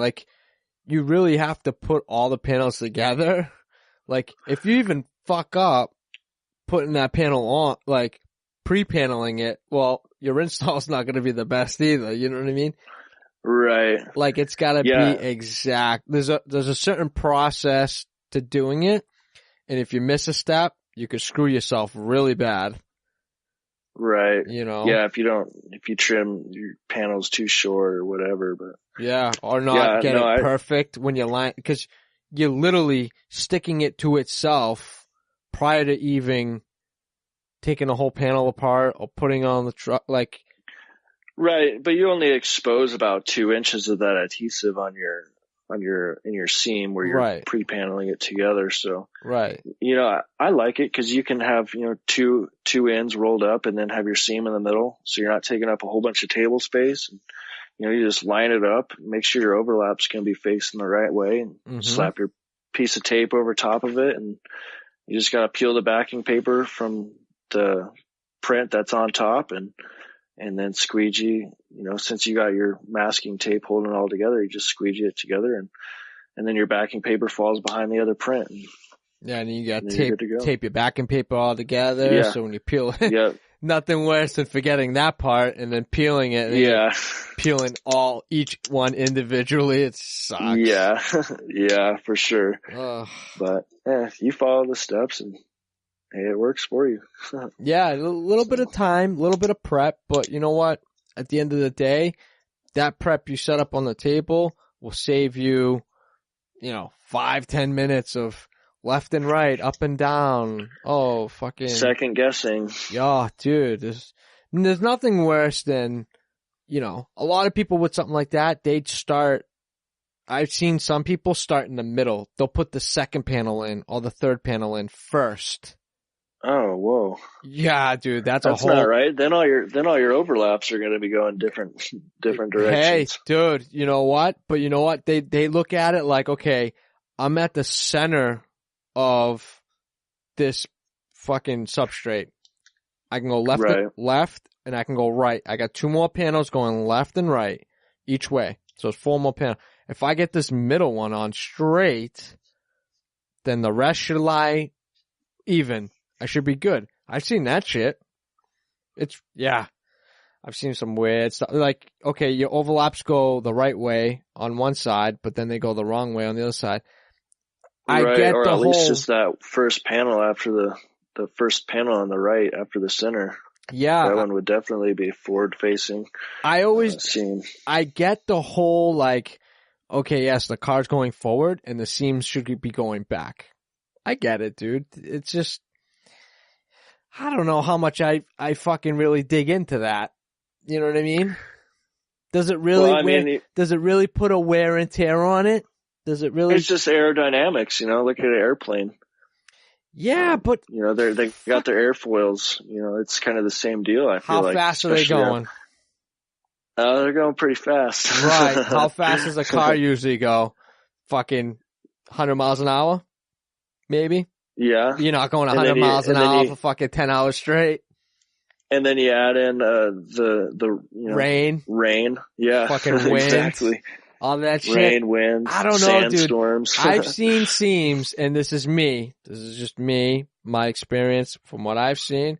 I've seen seams going the wrong way, and they look fine. Yeah, and I'm sure they do. Down the road, and I'm not talking like a fucking month later. I'm talking about a couple years later. Not that bad. They're not peeling up. They're not causing an issue with the wrap. A lot of our seams, when we do them horizontally, the seam's facing up. We're not doing the bottom panel first sometimes. We're doing the top panel, the big motherfucker on top. We're doing that one first. So the overlap is going on top of that. So the seam, if you're looking down, the seam's facing you. So like rain, water, all that stuff is just dripping down onto that seam. It's not going the other way. Dude, True. Wraps 4 or 5 years later, they're not fucking lifting. They're on there. You heat them up nice. I mean, is it a gamble? Maybe. Have we had a car come back? Nope. Knocking on wood. Yep. You know, it's just, I don't know. Is it smart to go the other way? Yes. Okay. Let's go with the way shit's supposed to go. I get it. But can you get away with going the other way? Probably. Yeah. I mean, and that goes to be said with a lot of things in the industry, you know. There's not one correct way to do everything, you know. There's a lot of different ways to do stuff, so. Different seats for everybody. And that's a big reason I came onto this podcast, because I'm just a one-man band. I know what I'm doing, but I want to network and see what everyone else is doing and apply that to my career. Yeah, man. So I love it, dude. I want to thank you for listening. I hope you take away a little bit, from every episode, prior episodes, future episodes. Oh, of course. To help you out, dude. And, I'm always a DM away or a phone call away now. If you get into a pickle, have a question. Yeah, dude, that's awesome. I really appreciate that. And, if anyone out there is listening and, can relate in any way or, send me some advice or tell me a similar story you had, I'd love to hear that too. I'm a DM away as well. So yeah, I'm open to hearing from everyone. For sure, dude. For sure. I think, you're moving in the right direction. You're taking the right steps. You've got a pretty good head on your shoulders. You sound like a hardworking guy. You've been through a lot of shit already. Right. Put through the mud and you're still fucking coming out on top, dude. I think you're going to do something great for the industry. It is still so new, and having, and I'm going to say youngsters loosely because I'm not that old. I like to think at 35, I'm not that old, but no, but, some of my best friends are 35. See, you're hanging around with the right crew then. See? Yeah. Here we go. Yep. I think, coming into the industry so early in life and knowing that this is the career path that you want to take, that you're basically going all in. You basically have everything to lose if you don't make this work. You know what I mean? Yeah. Yes, I got this one opportunity. We're gonna make it happen, man. I can't let this slip. So Right. You got so much to gain as well. You know what I mean? It's just yeah, totally. Basically the ball's in your court and you're basically, gonna hit that 3 or fucking, airball it, Exactly. Yep. I don't think you know, in your mindset, I don't think you can afford to airball it, nor do you even want to airball it. You know what I mean? No, we're not even thinking about that. No. I'm only thinking about hitting that 3. Yeah. Opportunities. One after another. That's it. Fuck, man. That's awesome. Yeah. I mean, everyone can hit 1 3, but can you hit them back to back to back? Right. But it's fucking, you're doing it. And that's all that matters. It's, you started, you thought of something and you started it. You're already beyond the hardest part, is just starting. That's the hardest part. Right. For anything in life, starting something is the hardest part. Once you fucking do it, it's like, oh, what was I bitching about? Right. And that's it. I thought it was too easy, man. Like, to start a business here in Colorado, we're able to, apply for all of your license within, each one less than maybe 15, 20 minutes. You can do it all online, and you can be in business that same day. It's just like, if you want to do something, do it. Like, right. Like that. It's too easy sometimes, but it is also very hard. Yeah. Yeah. You can't neglect all the other shit that comes with it. Those are things you have to learn and you have to get over and figure out. You can't hide from them. You gotta take them on. Yeah, right. Can't hide from them. Like taxes. Not fucking hiding from that shit. You know what I mean? They'll fucking come find you. No worries. Oh yeah. They'll find their money. You know what I mean? Oh, it's man, crazy. That was, like I said, coming into this, I knew nothing but how to design cool shit and print it out. All this taxes. I barely had a job long enough to even figure out how to do personal income taxes, Never mind let alone business taxes. Yeah. Oh shit, dude. It's crazy. Yeah. Did you at least incorporate? Did you incorporate the business? It's an LLC. LLC. Okay. Yeah. So you're in the right path, dude. LLC's good. You don't want to be a sole proprietor. You get fucking screwed in taxes. Yeah. If you want to make any type of money, do not be a sole proprietor, Right.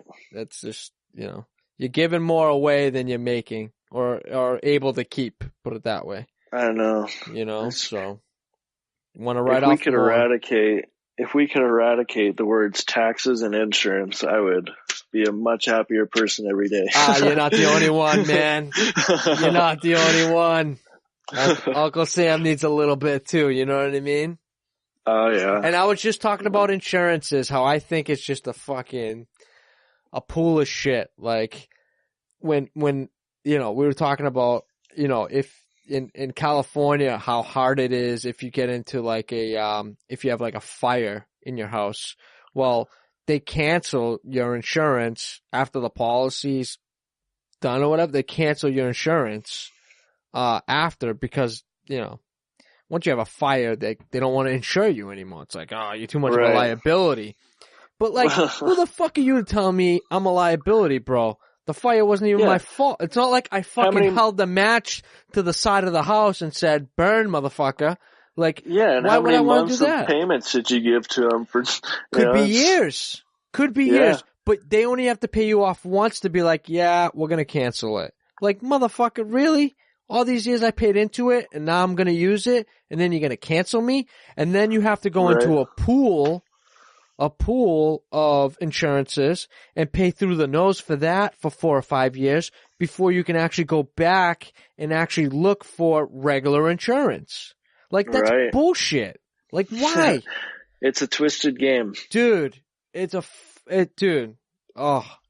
got into it for like a half an hour. I lost fucking 30 minutes of my life talking about this shit this morning with a good friend of mine. I was so pissed. I'm like, why do they do that? Why? How can they just drop? Why can't I fire you and get my money back? Can I fire you and get my money back? All those years I paid into it? How about I don't want to use you no more? Can I get fucking 50% back? No. But they can drop you as soon as you have to have a claim. They can drop you the next day. Why? Yeah, that's Whew, fuck. That's a whole nother fucking podcast right there, man. Goddamn. Yeah. Crazy. Exactly. Crazy, man. Maybe Maybe a couple podcasts. Maybe a couple. It could be, dude. I could fucking really creep on some fucking shit. You know what I mean? I get into like deep conversations that I get passionate about. Like when it's losing money and, you know, unfairness of certain things, I'll fucking rant.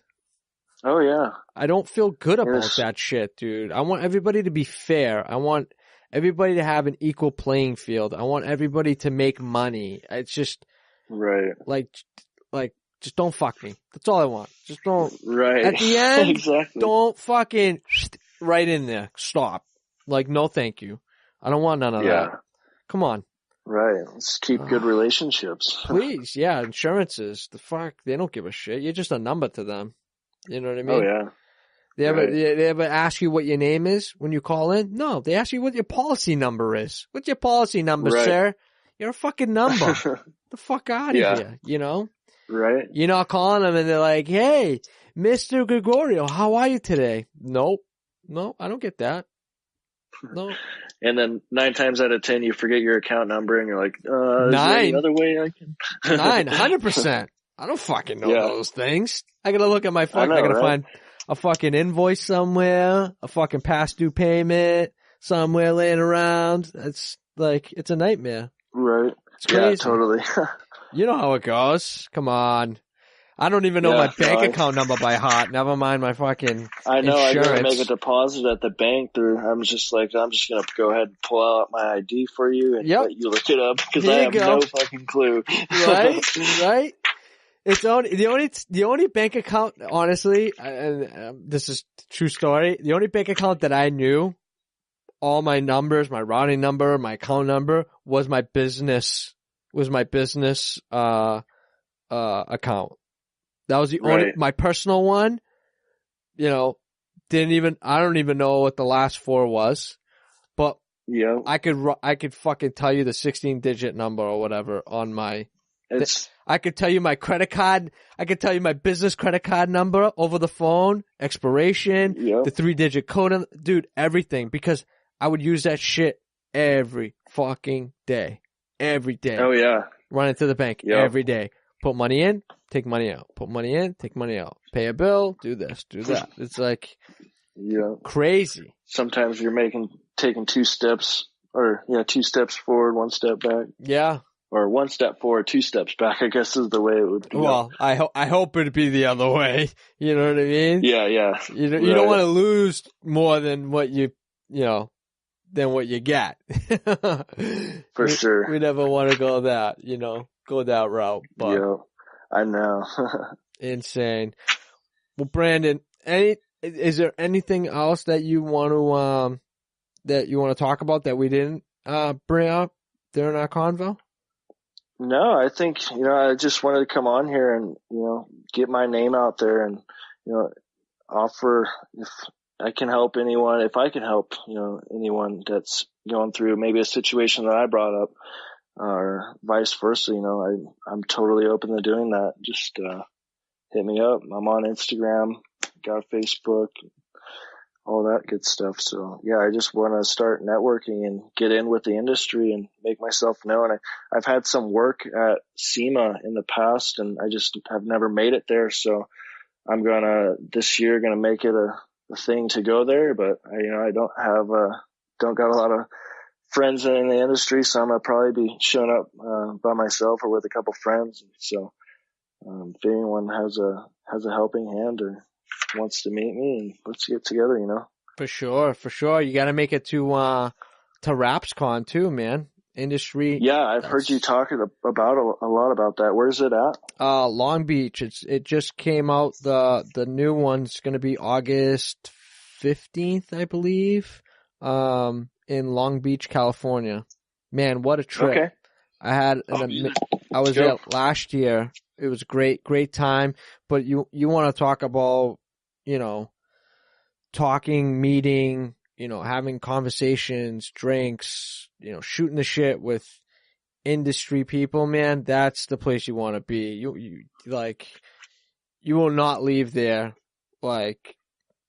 without numbers and, good conversations. Sure. And that's the type of shit you want to, that's the type of show you want to go to, man. That's where everybody's going to be at, you know, hanging out, meeting up. That's the one of two places I think everybody goes to, which is, you know, SEMA and RapsCon. Everybody hangs out with each other, and you get that 4 days of letting loose, not worrying about work, and shooting the shit and having drinks and convos with that sounds people. Great. Yeah, dude. I want to be there.